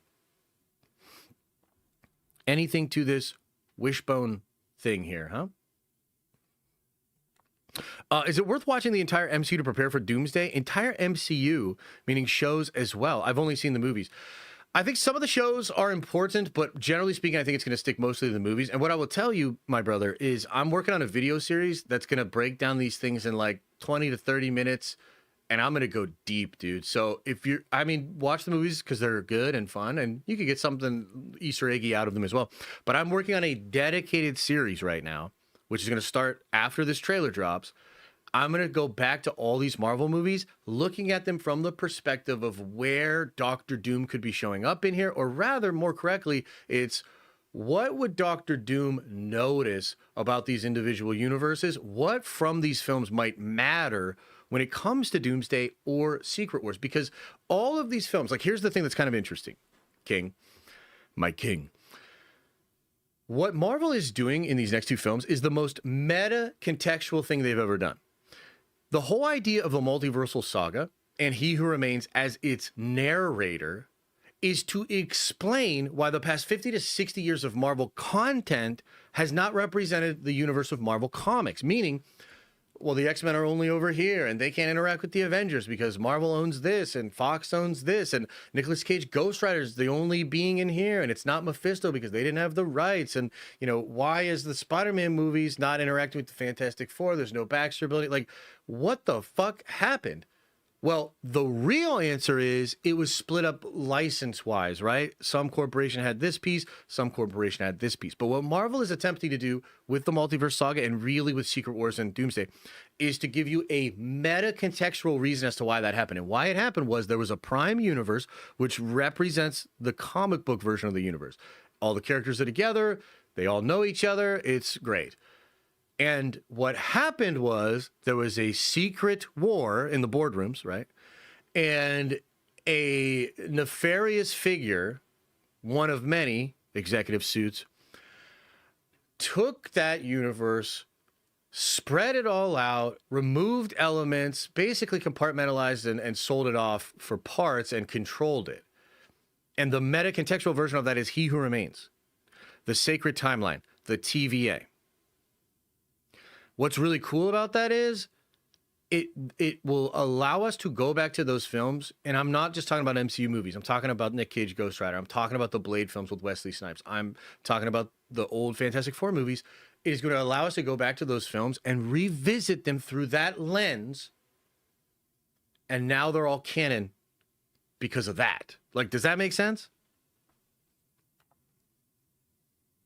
Could the Wishbone be Eternity? I see the Russos wanting to revisit some of the worst movies in the saga, like Love and Thunder. They did with the Dark World in Endgame. I think you might be onto something there, yeah.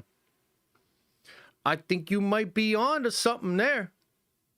We didn't eat turkey for Thanksgiving back in the day. We ate whitetail. Well, I think whitetail's pretty yummy, so nothing wrong with that. Yas. Okay, so going back to the Wishbone thing. I'll tell you what I think it means.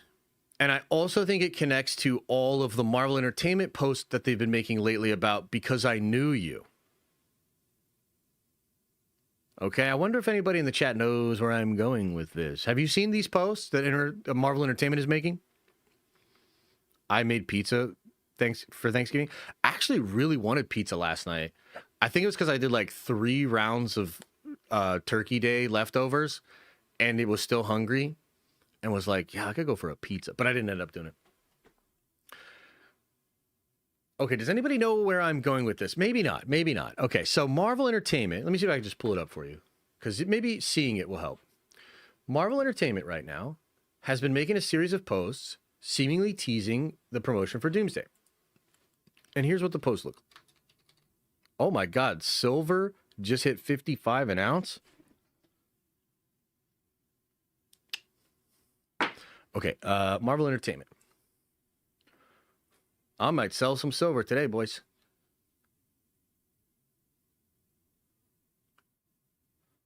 Okay, here we go. Okay.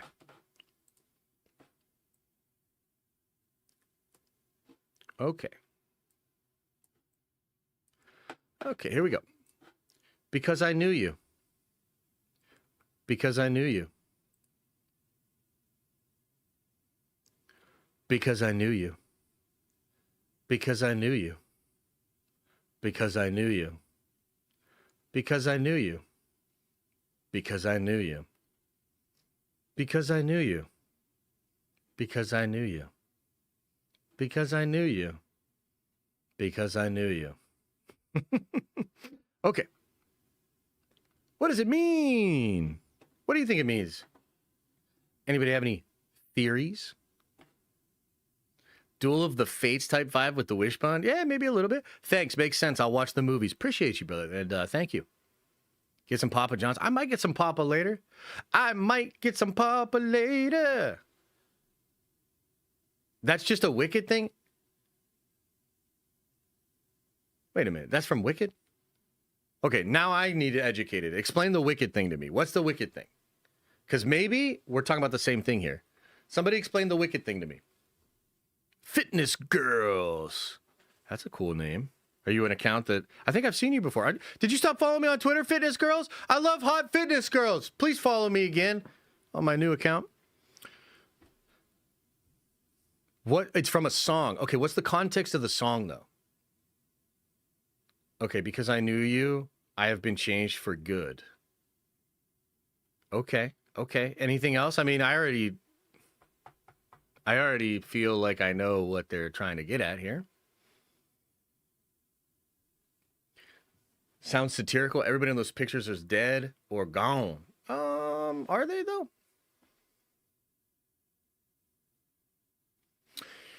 Okay. Let me try to bring it all together for you, okay? So, I think Victor in the movie, he's going to talk a lot about this eternal trap that he's been in, and he wants to break free from it. And I think one of the individuals that had the opportunity to do so, that had the ability to maybe break that prison, is Steve Rogers. And I personally believe that Steve Rogers will discover the truth of the multiverse in the same way that Victor will. And he's going to decide not to change it. And I think the reason why is because he had a friend named Tony that he promised he wouldn't alter time. That Morgan and all the things that came out of the blip are things that Steve would not change, okay? And I think all of this because I knew you stuff, and it's interesting that you guys bring up the Wicked thing. And what I'm getting from that, and you help me to make sure I'm on the right track here, what I'm getting from that is because maybe the witch knew the princess, she changed. That maybe she was destined to be an evil force, but because she knew this person, this human connection, this friendship, changed her from being a villain into potentially being a hero. And let's reinvestigate with that in mind these pairs. Was Nebula maybe changed? And then was Gamora changed maybe by this friendship here? Was this guy changed by friendship maybe? What about these two? Were they maybe destined to be bad people, but because they knew each other, ended up being good people? What about these two? You know, and on and on and on. I mean, I think, yeah, I think there's probably something to this. And connecting it back to the Wishbone thing, and you know, look, we're just speculating here. I think at the end of the day, what is Tony's wish? To keep everything the way it was after the blip. What's Dr. Doom's wish? To remake everything and to get back what he had in the Prime universe. And so I think this is likely symbolic of them both deciding who's going to get their wish. And I think Doom will win initially. And then I think there'll be a way for sort of both of them to win after Secret Wars. But, you know, that's a whole nother thing. So, yeah, that's what I think is going on. Now, that's all crazy out there speculation and wildness. But at the end of the day, the thing that you really need to keep in mind is Marvel continues to tease Tony versus Doom. And this is another thing I want to get into with this exact situation here. Big rumors from Majestic, or maybe it was James Mackwell several weeks ago, talking about the third act of Doomsday. And he talked about how there would be a superior Iron Man variant in the end of that movie. And I'm even hearing some rumblings now that, like, when this shit goes down at the end of the film, like, there's a reason that the scooper said Invincible Iron Man at the end versus Doom, and didn't mention a lot of other stuff. I think this is going to be sort of a last stand situation. And I think when it's Tony versus Doom, it's going to be nuts. And I think Tony's going to lose. I think Tony's going to lose. And I think Doom will win. And I think he's going to make Battleworld. But I think maybe it's Franklin, maybe it's Peter Parker, maybe it's Reed Richards, maybe it is Tony somehow still in Secret Wars and they save him somehow. But I think at the very least, Doom versus Tony looking very likely for Doomsday at the end. And potentially also partially a thing in Secret Wars as well, although that is less certain. You know, we know relatively to Doomsday, we know a lot less about Secret Wars. So, yeah. So that's kind of my thoughts. That's kind of where my head is at with this. What do you guys think of this? Any questions? Any comments? Any thoughts? What do you think? So Steve or Gamora didn't cause an incursion because same timeline. Yeah, I mean, I think I know what you're saying. You mean, yeah, I think I know what you're saying. Yeah. Brought to you by Wishbone Ranch Salad Dressing. No! I'm going to poop my pants. Make sure you wear brown to the theaters. Incursions happen only with people from other universes. Or it can also happen with people from the same universe. Change the timeline. It is described as a destabilization between two universes. I think that's the way Reed describes it. So a couple of different ways that we've seen that an incursion, or rather the destruction of a universe, can happen. Supreme Strange, or Sinister Strange, in the What If show, tries to break a fixed moment in time using magic. And he tries it so many different times that he ends up breaking that reality, and it appears to be destroyed almost in the same way that a incursion would later destroy the universe of Sinister Strange in the Multiverse of Madness movie. So, you know, that's one example. Incursions themselves, I don't know that we've actually seen one. We've seen the result of one, but I don't know that we've seen one. You know, at the end of the Marvels, I don't think that's necessarily an incursion. I know that they wanted it to be an incursion, and we talked about last week how, or actually it was earlier this week, crazy ass concept art that showed like the planet coming through and them trying to catch it or whatever. I heard they were cooking up something for the Marvels. It was supposed to be visually amazing. They ended up pulling it. I'm not sure why, but they ended up pulling it. So I don't even think that was an incursion. The other one was the Stephen Strange and the spell, right? So we bring in all these people, it's destabilizing it. I mean, part of the reason they need to get them out of there is because it could destabilize all of space-time, right? So that's an example. We've seen pruned timelines. We've seen shredded timelines. We've seen all the timelines die in Loki season 2. So we've seen a lot of different ways that it can go down. Beast of Sophane. Is that how I say that? That's such a cool name. What if they actually beat Doom, then realize they doomed themselves? Then Cloak of Levitation gets gets Doom and brings him to the final incursion. I mean, something like that could be cool. Yeah, absolutely. Yeah. I like that. And also, am I saying your name right? Tony became Iron Man because of the weapons manufacturing, which is because of his dad. Yes, I agree. Josh, do you not think this symbolic of how Doom basically got the short end of the stick, as in Doom is Stark, broken, bad? Yeah, no, so the way I see it is this will infuriate Victor. Like the idea of He Who Remains, remaking the timeline, taking Victor Von Doom and turning him into Tony Stark. And also, like, I mean, the one thing about Tony that's really interesting, and by the way, we're going to go into this in the video series, but the one thing that's really interesting about Tony is his reluctance to accept magic. Remember, this is a guy that has said many different times throughout the MCU's history that, like, science is better than magic. And then remember, he has that beef with Steven in Infinity War.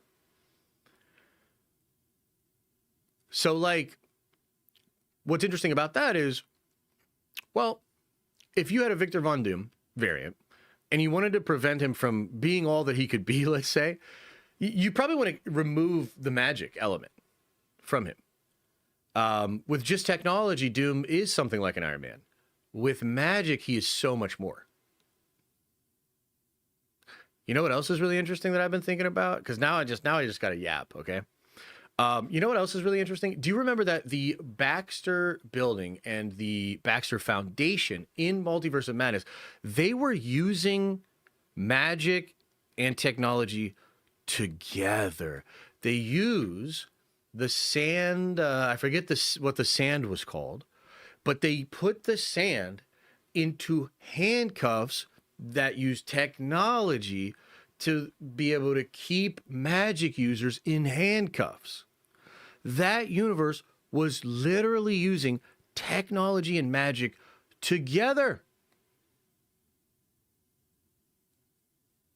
The Sands of Vishanti, is that what it was called? Yeah, so yeah. Kind of interesting. Just some stuff to think about, you know, kind of cool. All right, in a little bit here, we're going to get into the really juicy stuff, guys. In a little bit here, we're going to get into the really juicy stuff. So I hope you're enjoying the stream. I hope you're having a good time. We got one more segment, and then we're going to get on out of here. A reminder to everybody watching, I am pushing the Nerdvengers member stream to next Wednesday. I apologize. Just got some family stuff going on, and also I just don't think it's going to be popping tonight because it's a Friday night after Thanksgiving. I think people got shit to do. I apologize for the lack of streams. What I can tell you is this.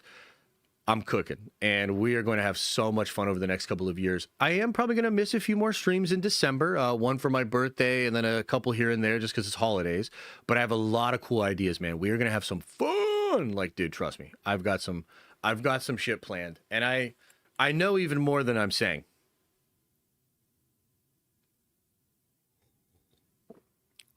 Okay, but before we move on, any other thoughts, questions, comments about the Tony thing? With Tony back, what does this mean for Pepper and Morgan? Will there be any mention of them? I think so. Yeah, I think so. Yes. Could the wishbone be linked to He Who Remains, giving people what they wish for? Genosha for the X-Men, Doom having a family, etc. I love that. I mean, I think so. This was something kind of understated in House of M. Wanda had looked into the minds, and I think maybe she had looked at I think Emma was connected to this in somehow. I don't remember. Somebody call Rob. Rob's the one that told me about this. So there was this thing, and maybe it was a prelude or an interlude, which spoke to the fact that Wanda was actually trying to give every person what they wanted in the new reality. That's why Spider-Man had kids. Do you remember that panel where Spider-Man smashes his hand on the table and says, I mean, Peter himself says they have to kill the Scarlet Witch. Holy shit, right? But they all felt like she manipulated them so much by looking into their minds and giving them the thing they always wanted. But that's perverse. You know what I mean? But yeah, been away for a while. What's happening with Unity? Things are moving. I'll have a big update before Christmas, but I don't want to say anything more. it's like a godly twisted perversion of Tony Stark to Doom, like how the devil mimics everything God does to infuriate and taunt him while rebuilding the multiverse in his own liking. Yeah, there's something to that, which, by the way, let me ask you guys a random question here. How would you feel if Doctor Doom created Battleworld in 7 days? Is that a little too on the nose, or is that like chill? Like, how would you guys feel about that? If God Emperor Doom, what if we literally see, either at the end of Doomsday, more likely at the beginning of Secret Wars, what if we literally see some kind of a montage of Doom building Battleworld in 7 days? Is that too on the nose? I've heard some people complain about it if it's real. 6 days and then rested. Fair. Yeah, as a Catholic, I'd be a little insulted. Yeah, that's what I'm wondering. Is like, do you think that's a little too much? Would that piss people off? Here's what I would say about this. Yeah, like Genesis, exactly. I don't know that there's a better way to just sell him as God. Or at the very least, sell the idea that he thinks of himself as God. I think the blasphemy is appropriate.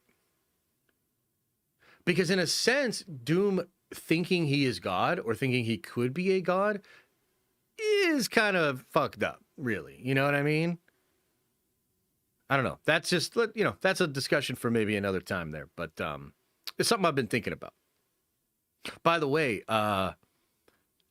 Baptist Severenti, if you're Catholic, you're going to love Warhammer. I mean, I don't say this a lot about Warhammer because people get weird about it or whatever, but Warhammer is so fucking Catholic, my guy. Trust me. Trust. Absolutely, Marlon. Absolutely. I think so.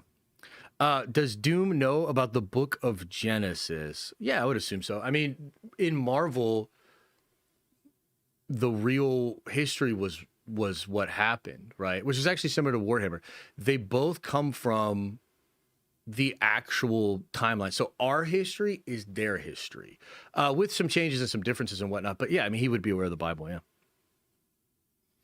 I think bashing it on some kind of known religion, known to us viewers, would make it more easy to write and recognize, but they shouldn't make it obvious with the references.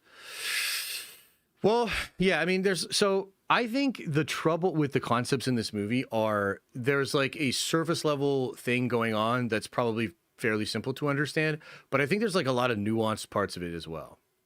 So I think there's a juggling act here. And frankly, Marvel's been pretty good at this for years, in my opinion, of like the surface level story and what is happening there, sort of the boats that are floating on the water work. But the water or the messages beneath the boats, the subtext, if you will, it's going to be sort of a balance of like, how much of that are they just going to put in our face and how much of that are they going to let us kind of wonder about? I think considering what's at stake and how big some of these retcons might be, I feel personally as though they maybe owe the audience a little bit more than just like subtext and sort of vague teases. I think you need to be explicit about this, but there are parts of it that like are just going to get a little weird and confusing for people. Does that make sense? So the balance of how they do that is sort of the praxis or the execution of the movie. Royrin Worth says, do you think the map makers, Ivory Kings, will play a part in Doomsday? I mean, that's a super big question. That's a question that a lot of us are wondering about. There was a time when maybe I thought yes, and I actually thought Alex was kind of teasing some Beyonder shit. He's kind of gone radio silent on that, so I don't know. I think if anything, they might just say power cosmic. I think I think they want to simplify this, and so there's two ways they could do it. It's either with the power cosmic and what's going on with Franklin, or which. You know what's interesting about the power cosmic now that I think about it? The power cosmic's the purple energy. The power cosmic is just destruction force, right?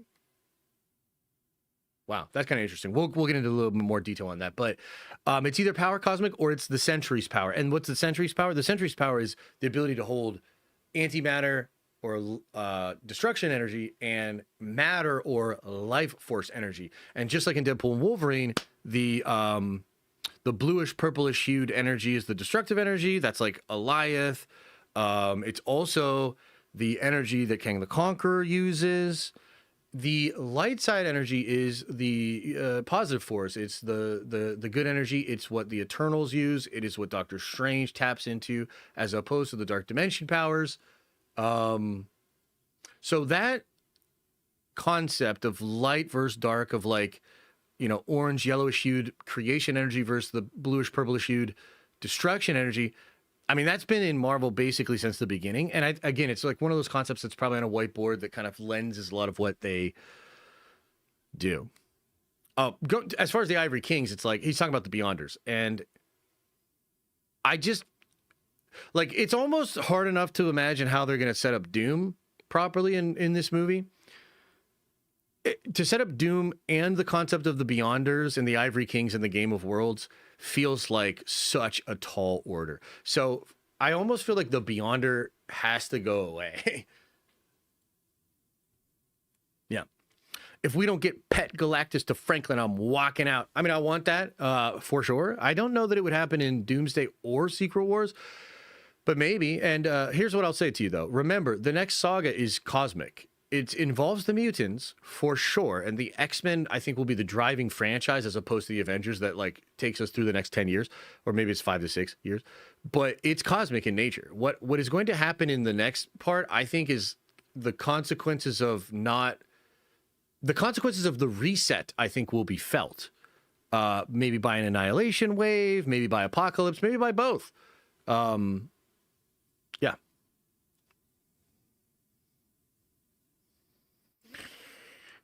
When was the established regarding Sentry and T-Bolts? It wasn't. I got issues with that movie, B. I'm not sure what you mean as far as when was it established that he can hold both of those energies? I don't think it is. I mean, I think that movie's just introduce you to the Sentry and get you to think about it. Right? Mm-hmm.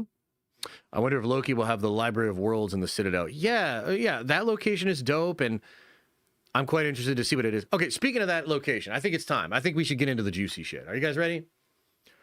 So I want to preface this by saying this is coming from an account that was posting drawings of what they claim are actual photos from Doomsday.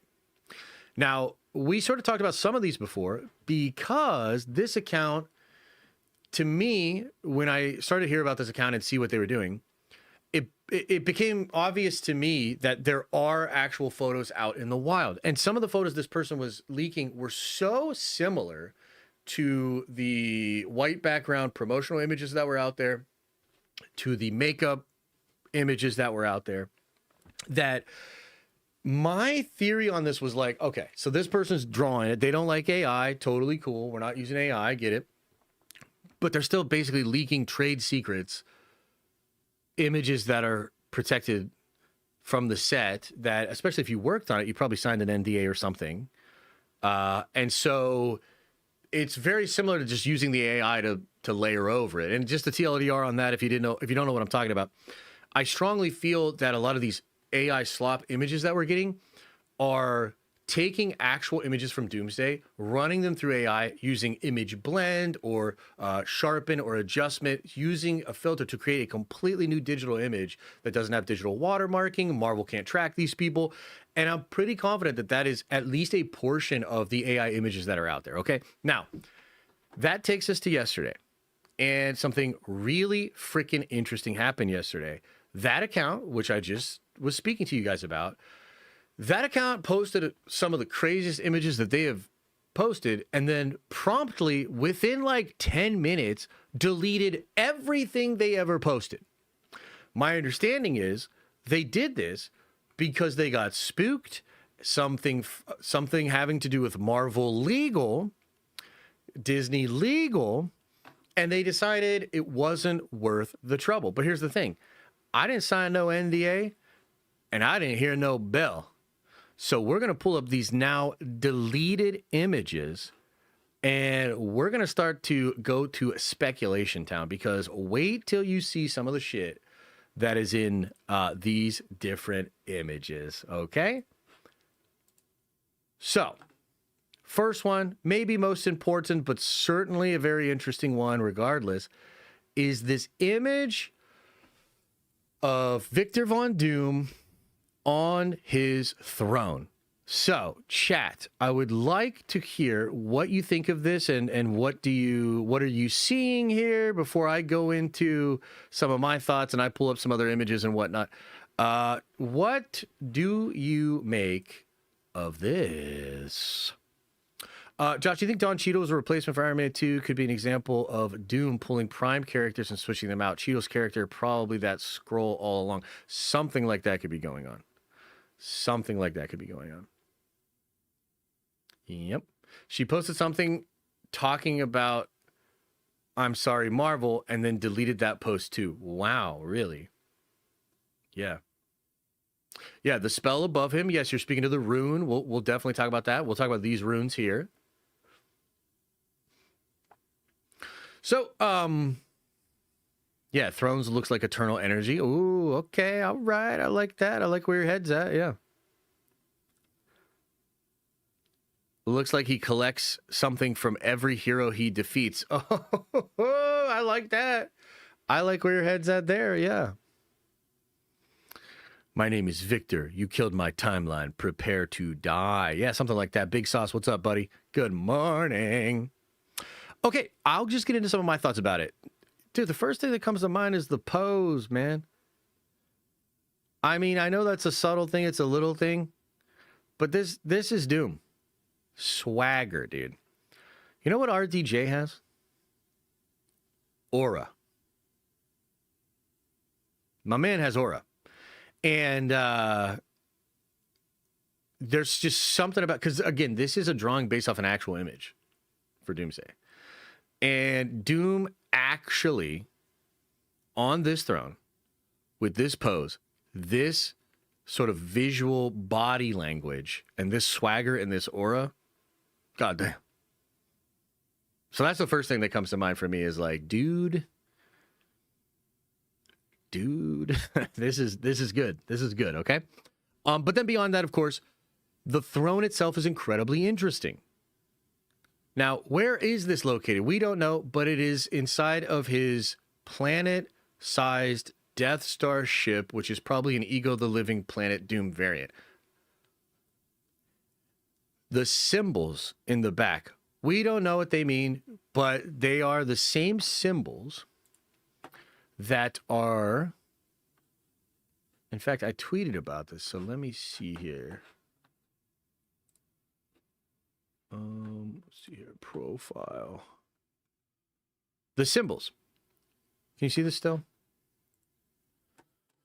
Those symbols are the same symbols we see Stephen Strange in that same episode that I've been talking about where he meets Castiligro or whatever that guy's name is and tries to change the fixed moment in time. They are the same symbols that are on the Eternals. Now, they're actually a little harder to see on the Eternals, but they're these symbols right here. They are also symbols found in Mount Wundagore and probably in a few other places as well, okay? By the way, that symbol in the middle of his chest is seen in Loki Season 2 in the Citadel at the End of Time on the floor. It is engraved in the floor, and there's all that Kinsigi gold that is in the cracks within that place there, okay? So what I think it is, it's either celestial technology, and it's just maybe some celestial tech, or it is quite literally a world forge. It is possible that Doom retrofitted a world forge to be his base of operations or his ship. Maybe it's not the Ego the Living Planet thing like it was in Avengers Forever, and maybe instead it is literally a world forge that Doom has taken over, okay? So, those are some thoughts and some ideas and things of that nature. Now let's talk about the symbol in the middle, right? The symbol in the middle, I could not pinpoint. I'm wondering if any of you recognize that symbol. I found the closest thing to it. Here, I'll pull it. Actually, I'll just pull it up for you. We'll just talk about it right here. So the closest thing that I could find to that symbol is the symbol that's on all of the sort of dark disciples or the followers of Dormammu from the Dark Dimension. Now, again, not a one-to-one here, but it's the closest thing I could find in the Marvel catalog that matches up to it. And what's kind of interesting about it is if the Dark Dimension is the dark antimatter energy and creation or life force energy done by who? The Celestials and the Eternals represents the sort of positive, more life size of the energy, then like it's kind of interesting that Doom could potentially have a throne which is literally using both.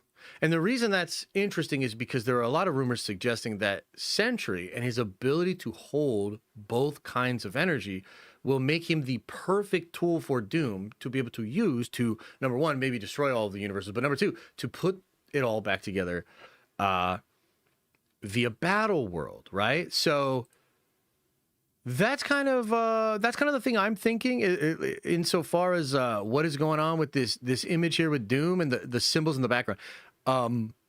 Anything else that you guys can recognize with that? Asgardian runes. There are certainly Asgardian runes like on Asgard. I don't recognize that symbol from them. Please send me Vigvisor.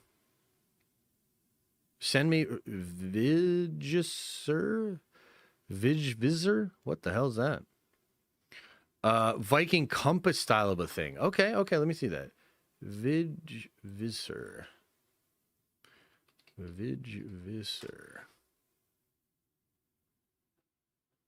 Oh yeah, I mean that's similar. It's certainly not the same thing, but sure, I could see how you could think that. Yeah, some of these look a little bit more close than others. But yeah, I don't think that's exactly what it is. I mean, there could be something maybe to that, and I'm sort of wondering if there's anything to Asgard, Asgardian magic, the Nine Realms, and all that sort of stuff, right? You know, the other thing I can't stop thinking about, man, because this World Forge thing is so wild to me. Do you guys remember that, like, the forge, the literal forge, Nevdelir, which created the Infinity Gauntlet, do you recall that it uses sort of rings and it has that spherical shape? And the thing I can't stop thinking about is how often we see both the rings and also the sort of Dyson sphere spinning circle things. And this is utilizing the energy of a star, right? To create and forge different things. Here, I'll pull up another image for you. This is something from Eternals. And again, it's a lot of these circles, right? Here's an image from Quantum Mania. And it's all these circles. Here's the Rainbow Bridge, which I didn't even remember had circles and technically is a sphere where energy shoots out of, and it's got a bunch of the light force energy in there as well. Here is the World Forge, which is so obviously circular and a lot of circles, and inside the World Forge, they actually have one of those spinning spheres. Okay, and these things have been all over Marvel. I mean, Doc Strange 1, it's like barely in the movie, but Doc Strange 1 shows Mads Mikkelsen's character and some of those other people when they're harnessing the power of the dark dimension inside the sanctum. This is during the fight with Steven, and they're freeing the homie. They create a spinning circle of things as well. And I keep thinking of like this image here, which is, you know, a spell and using all of these circles. This reminds me a lot of like the earth and the circles of the meridians of energy that were said to exist on the earth, which I have right here for you, right? Remember when it was explained by the Ancient One that these meridians of energy on the earth are where the sanctums are located, and it's how they fight against the supernatural. And, you know, you look at these symbols here, and on the one hand, you see the symbols and you're like, okay, so there's just these curving lines here. But I think what that is a shot. If you imagine the circles themselves, remember when Shang-Chi held it up and was doing like the Dragon Ball Z move? At any moment, if you took a flat image of those things rotating around, you would get a shape like this. So like even this in some ways is like that spherical cube thing, right? And then I think of this and how all of the universes are stacked on each other. And what do they all look like? Circles and a spherical object. Are these all world forges? Like, what is the deal? Here's an interesting shot from Quantum Mania, which shows the sacred timeline and other timelines around it that are all going into chaos, right? And we know that He Who Remains separated the sacred timeline. And how did He separate it? He separated it as a circle, right? I mean, here's another shot of it right here. The sacred timeline, right? So I don't know exactly how it all fits together, but I'll tell you my theory. I'll tell you what I think they're cooking. And it actually has to do with alchemy.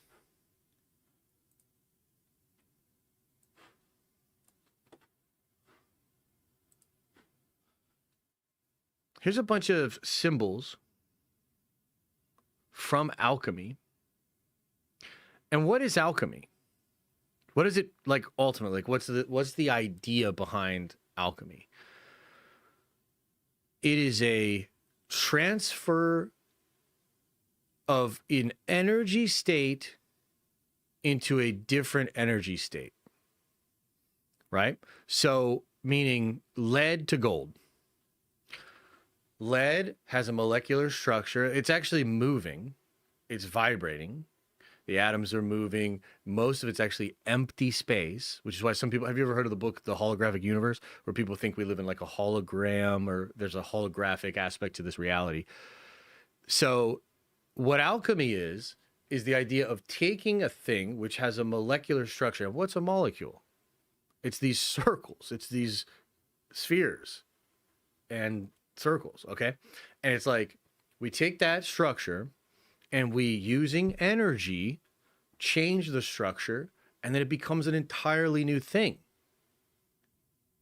So I think basically what Marvel's been telling us for years is that magic and science are the same thing. It's all alchemy.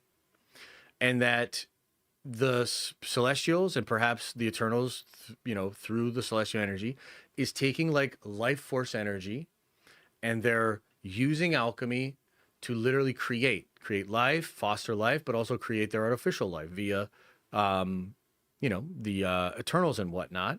But there is, of course, another side of it. There is an Alioth. There is a Galactus. There is a Dark Dimension. There is a side of that process, which is destruction. And you think about the Phoenix Force, right? So what is the Phoenix Force? Well, the Phoenix Force is the connection to all life ever, but it burns out and dies. There's always a death cycle.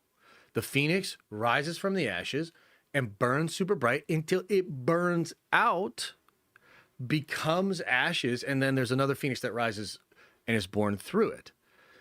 And so there's something going on with this fundamental physics, the alchemy, the magic, the high level science, whatever you want to call it. I think the way all realities are built in Marvel will be explained as basically the same process. And when He Who Remains recreated the sacred timeline, he bastardized that process. He basically used all sorts of tricks and things and ways to stop that process from happening. And this is where the comments from Sylvie come in, where Sylvie says the universe manifests chaos because it wants to break free. Right?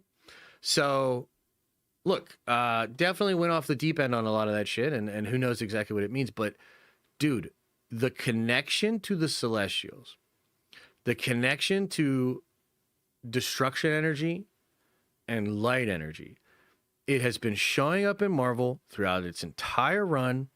It seems to be the focus of Deadpool and Wolverine in a lot of ways. I think Galactus is potentially, and the Power Cosmic is is a version of it. I think the Celestials and the Eternal movie was made specifically to introduce that idea. I mean, I think this is somewhat connected to the way by which Doctor Doom is going to tap into ultimate power, destroy the entire multiverse, and rebuild it. It's pretty crazy, but we're not done.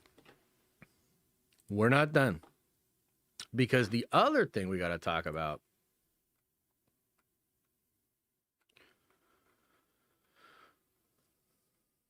is this.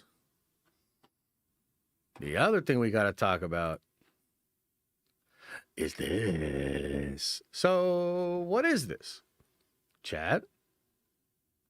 Anybody? Bueller? Anybody? Here, let me adjust this. You can see both these beautiful biddies. What is this? It's the MCU. God damn it! I thought Eternals was good, and then I sobered up. Well, that's your problem. Mistress Death. Oh, that's kind of interesting. Yeah. If Tony is Doom and Steve is Jahoni, what the fuck? The original Avengers in the original Prime timeline. I'm not sure, man. I think that's part of the fun. MCU Black Swan, maybe. Finally, Three Sisters of Fate, maybe. Okay, so what is this? This is likely what started the whole female Doctor Doom thing. Okay, now this story has been really interesting, which, by the way, like, your boy's kind of been on this shit, like, the whole time. I don't like to brag. I love to brag, actually, but you guys don't like it, so I'm going to try not to.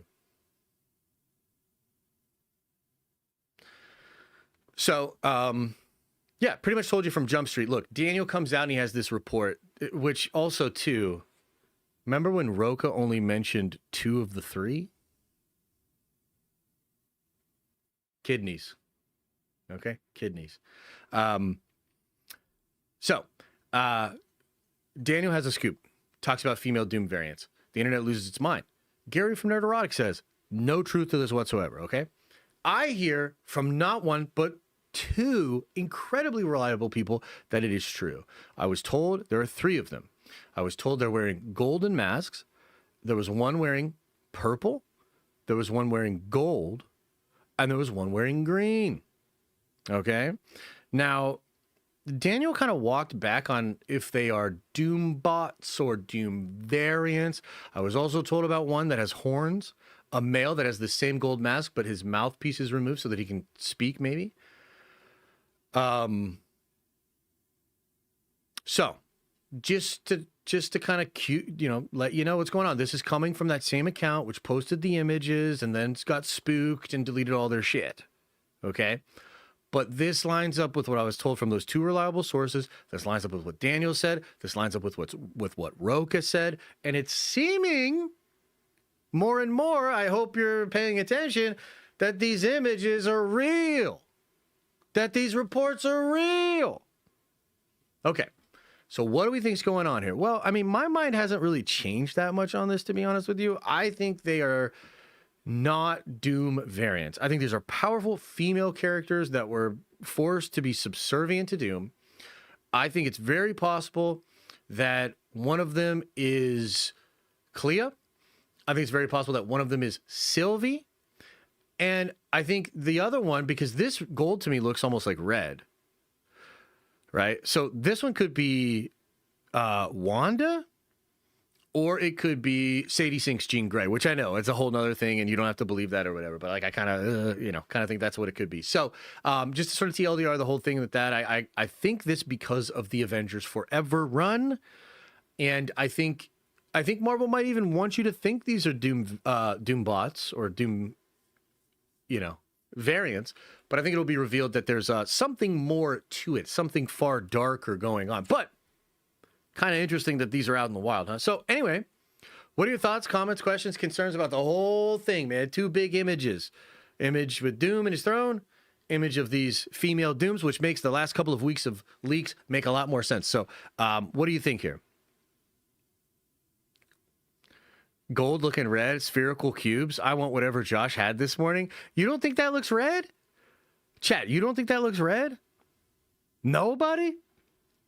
All I know is Kratos mopped the floor with the Sisters of Fate, Thor, Odin, Baldur, Zeus. So put Doom up against him, why don't you? Hey, fair. Fair question. Maybe orange? Bronze-ish? Okay, all right. All right. Yeah, I think it could be red, man. I think it could be red. But again, we're looking at a drawing of a thing they have behind the scenes, right? So who knows? Female Doom concept can go hard. They're going to take hella names. Yeah, maybe. Looks burgundy. Ron Burgundy? As long as we see them jump Captain Marvel, say less. I'm down. I say burnt orange. What the hell's going on with you? What the hell's going on with you today, chat? Like a dark phoenix. Ooh, it could be a dark phoenix. The light on it makes it where it could look different. Sure. Yeah, sure. Yeah, I mean, look, color theory is really weird. I mean, not to brag, but like I took color theory classes at a fine art school, and it's actually fascinating. If you've ever seen these experiments where they'll have a cube in the center that's colored, and then a sort of a frame of color around it. You change the frame, and the color in the center changes. Not physically, but inside your mind.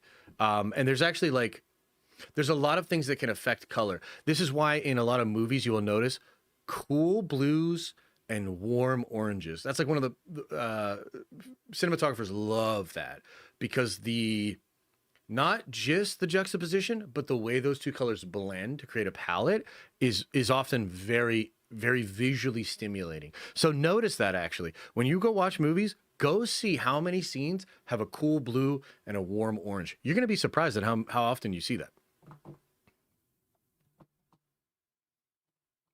Feige and Frigga and Hela could be under the mask? Yeah, maybe. Maybe. It's OG Jean. Oh, that would be fascinating if it's like Femke. Whew. That would be wild. Isn't that perception theory rather than color theory? I actually made the same argument to my professor. He got really mad at me. I literally said that same shit. Where I was like, isn't this more of a psychological thing than actually the colors themselves? He was like, do you want a passing grade? Shut the fuck up. He was probably nicer about it than that, but yeah. Red She-Hulk in a red cloak? I mean, that's the skinniest, lamest red She-Hulk I've ever seen in my life, if that's what it is. No, thank you. Yeah. Be cooler if they were all Feige variants. Maybe they are. Maybe they are. One of them could be Destiny. I mean, I like that. The problem is we don't know shit about Destiny. I mean, she's not even established in the Fox X-Men movies, is she? I can't recall a time when she's established. So you're talking about like there's already enough heavy lifting going on in these movies. Utilize the shit from the other films is what I would say. Yeah. Listening to nerdy Josh theories, making some carne asada tacos, and getting ready for the Eagles to whoop the Bears. What a good Friday off. Hell yeah, brother. Hell yeah. And I hope they whoop them Bears too, man. I'm salty about that loss the Steelers had. Man, Steelers fans are melting the fuck down about Tomlin. It's crazy. But I kind of get it. I mean, we'll see what happens.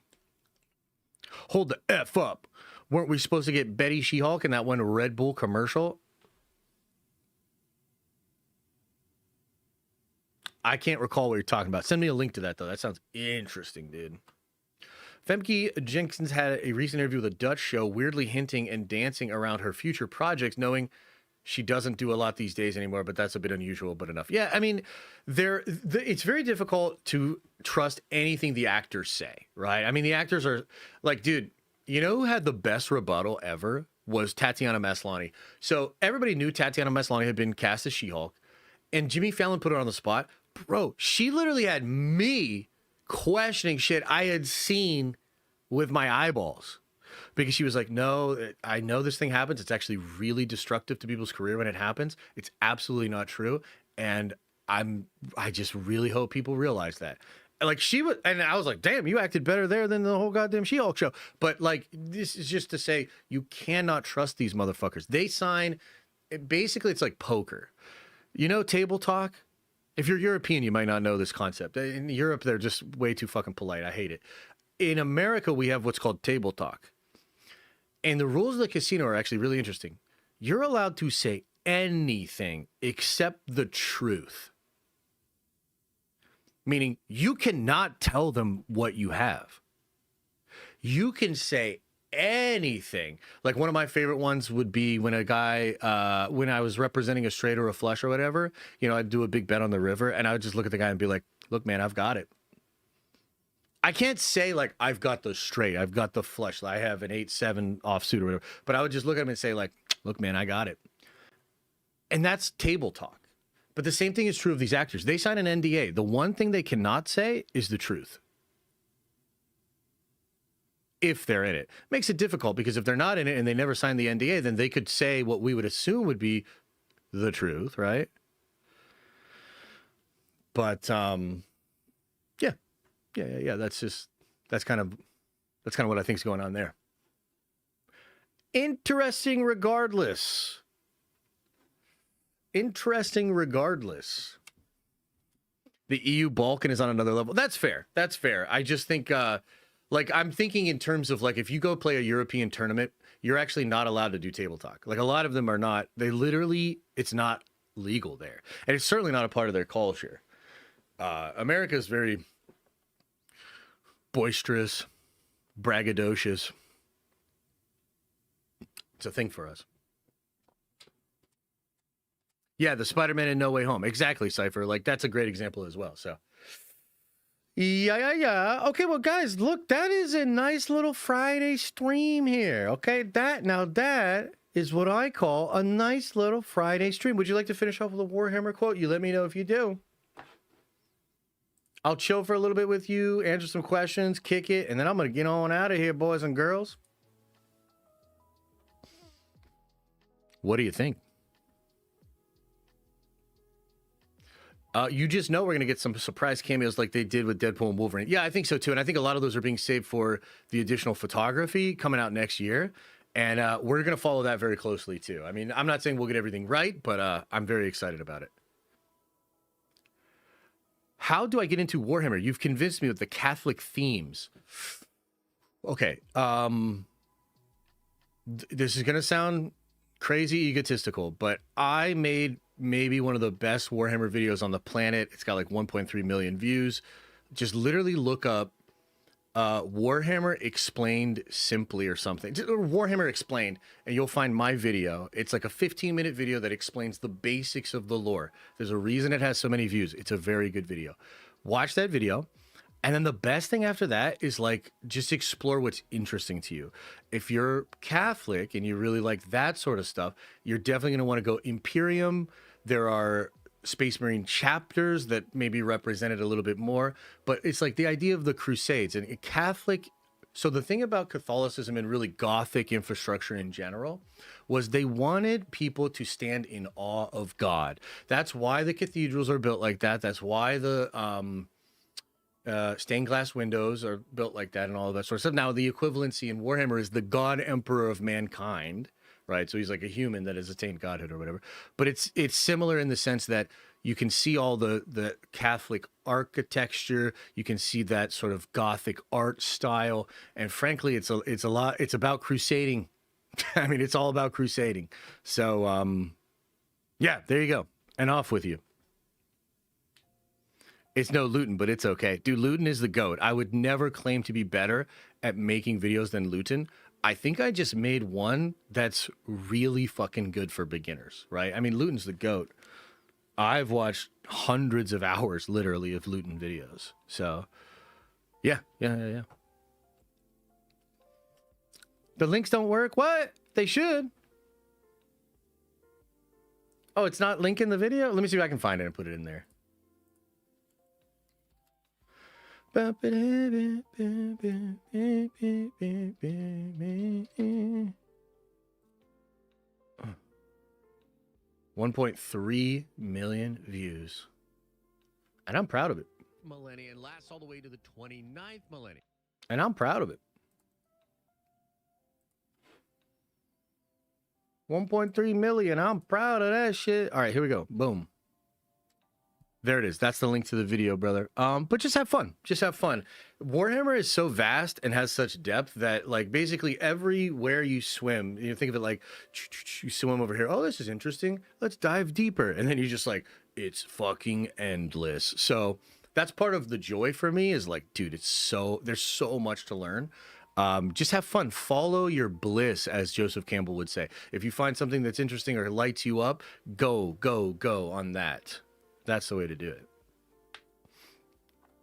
You gonna play the Marvel Invasion game on Game Pass? No, I said 1.3, Dan the Man. But I think it'll eventually get to 3 million. Am I gonna play? I'm not on Game Pass, but wait, that should be on PC, right? I'm gonna get that on Steam.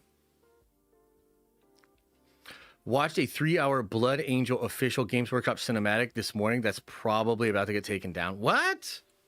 Okay. The stream where you went over each faction is great too. I think we need to do another one of those, actually. I think maybe we'll do another one of those before the end of the year. Because, like, that's the other thing is, like, dude, the Marvel shit's about to pop off and go bigger, but Warhammer is cooking. Warhammer is going to take over. I know people don't believe it, but Warhammer is going to be like the next Game of Thrones. It's going to be like the next Star Wars.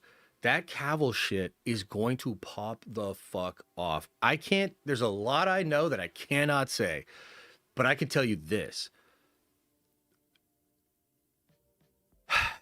Probably shouldn't even say this. I know that Cavill, after his experience on The Witcher, has a very specific he is not going to fuck around. How about that? That's what I can say. He is not going to fuck around. How about that? I'm just a part-time clipper. I don't even try, but I'm starting to get more interested in making more content. Well, there you go. Content's fun, man. Yeah, he's not going to fool around, and he's not going to allow people into that writer's room or into that. It's not going to happen. It's not going down like it did with Witcher, for sure. For sure. Yeah. All right, everybody. Well, hey, man. I appreciate you guys. Thank you for being here. I hope you had a good time today. I'll post clips tomorrow, probably. No clips tonight. Again, no Nerdvenger stream tonight. I apologize, but next week we're going to cook. I'm going to take Friday off, but I should go.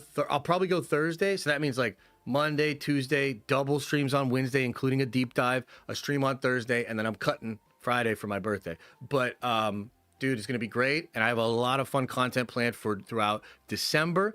One of the streams, we're going to look back at all of my predictions for 2025, see what I got right, see what I got wrong. Then we got to make predictions for 2026. That's going to be 2 days of streaming that I'm literally looking forward to. That'll be fun. Some tier list action, some ideas are popping into my head. So we will cook. Really appreciate you guys. Thank you so much for being here. Much love.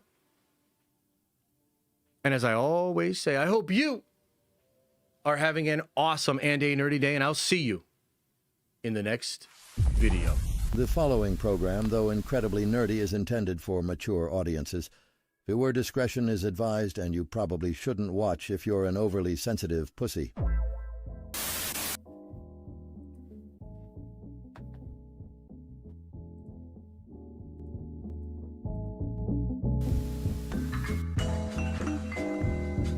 Yeah. sure my shit sound tight. I never knew the world could be this mad. Only vision I had of sex was color me bad. And I never knew the world could be this cold. Only time a nigga died, he was playing the role. But now niggas get their soul stole so often. The only thing they offer dreamers is awake in a coffin. From NY to Compton, down to Austin, streets adopt orphans, morphing to abortions without precaution. Follow what our people, there's too many wanna be Jordan. Too many fortunes thinking they can make a fortune scoring. Too many wanna be actors instead of achieving the masters. At least a bachelor's, but no, too many wanna be rappers. That's just statistics. Don't mistake before hit big crits like niggas in the White House supplying whites out on Jim Crow laws. You probably missed it. Hard to be persistent when you try to fight for your existence.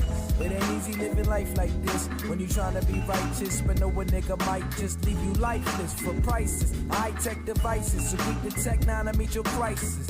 Yo, it ain't easy living life like this when you trying to be righteous, but know a nigga might just leave you lifeless for prices. High-tech devices, so quick to tech now to meet your crisis. Person, mad nervous, you surrender to Sterling. Look him in the eye, flicks made you die, you know you murk him right there. Plus his height is like right here, so you know if you would fight fair, then you have him like quite scared. But don't forget the tech held high by your right ear, so listen loud and clear. You don't want to lose your life there, and don't you show a slight tear. Well, let him sight fair, just let him disappear tonight, yeah, with your night ears. Robbed by the crackheads, left alone in the apartment. Mothers be jobless, so they make dollars shaking their topless. And daddy been gone, said he took off like ostrich. Since he gained knowledge, I'm keeping it with the synopsis. And shit like that make you wish you were adopted. To escape the pain, you join the gang and get intoxicated. Had no shame, nothing wrong with some Mary Jane. The only thing is you do it again. It ain't easy living life like this when you tryna be righteous, but know a nigga might just leave you lifeless for prices. High-tech devices, so quick to tech now to meet your crisis. Yo, it ain't easy living life like this when you tryna be righteous, but know a nigga might just leave you lifeless for prices. High-tech devices, so quick to tech now to meet your crisis. Boy, mad niggas is dying. You don't want that shit to you, right? You know you gonna hold it down, though, you know what I mean? Just be careful, man. Niggas out here ain't even really working. Imagine me fed up, a go-getter for more cheddar. Po never, robo letters, cause I know no better. No error, no steez, no Kirk, no Lee, no school, no OG, no talent, no me. What if I just ain't act right? What if I pack crack white, but my sack tight? Join the gap fight, they could clack tight. Slide in the vibe with the black stripe. And give my friends the back knife, cause that's life, nigga. Is everybody gone? Did everybody leave?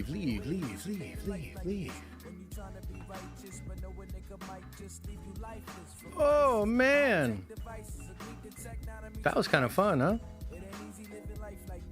That was kind of fun. I hope you had a good time, man. Appreciate you guys for being here. Of course, a lot of stuff being cooked, a lot of stuff on my mind, and I'm just feeling it. I'm feeling it. I'm in the zone. I'm locked in.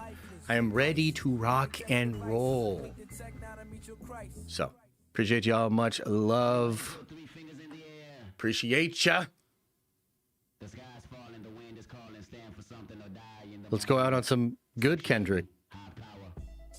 Hey, do me a favor on your way out. Actually make it 2. Open up your third eye. And wash out that stinky butt!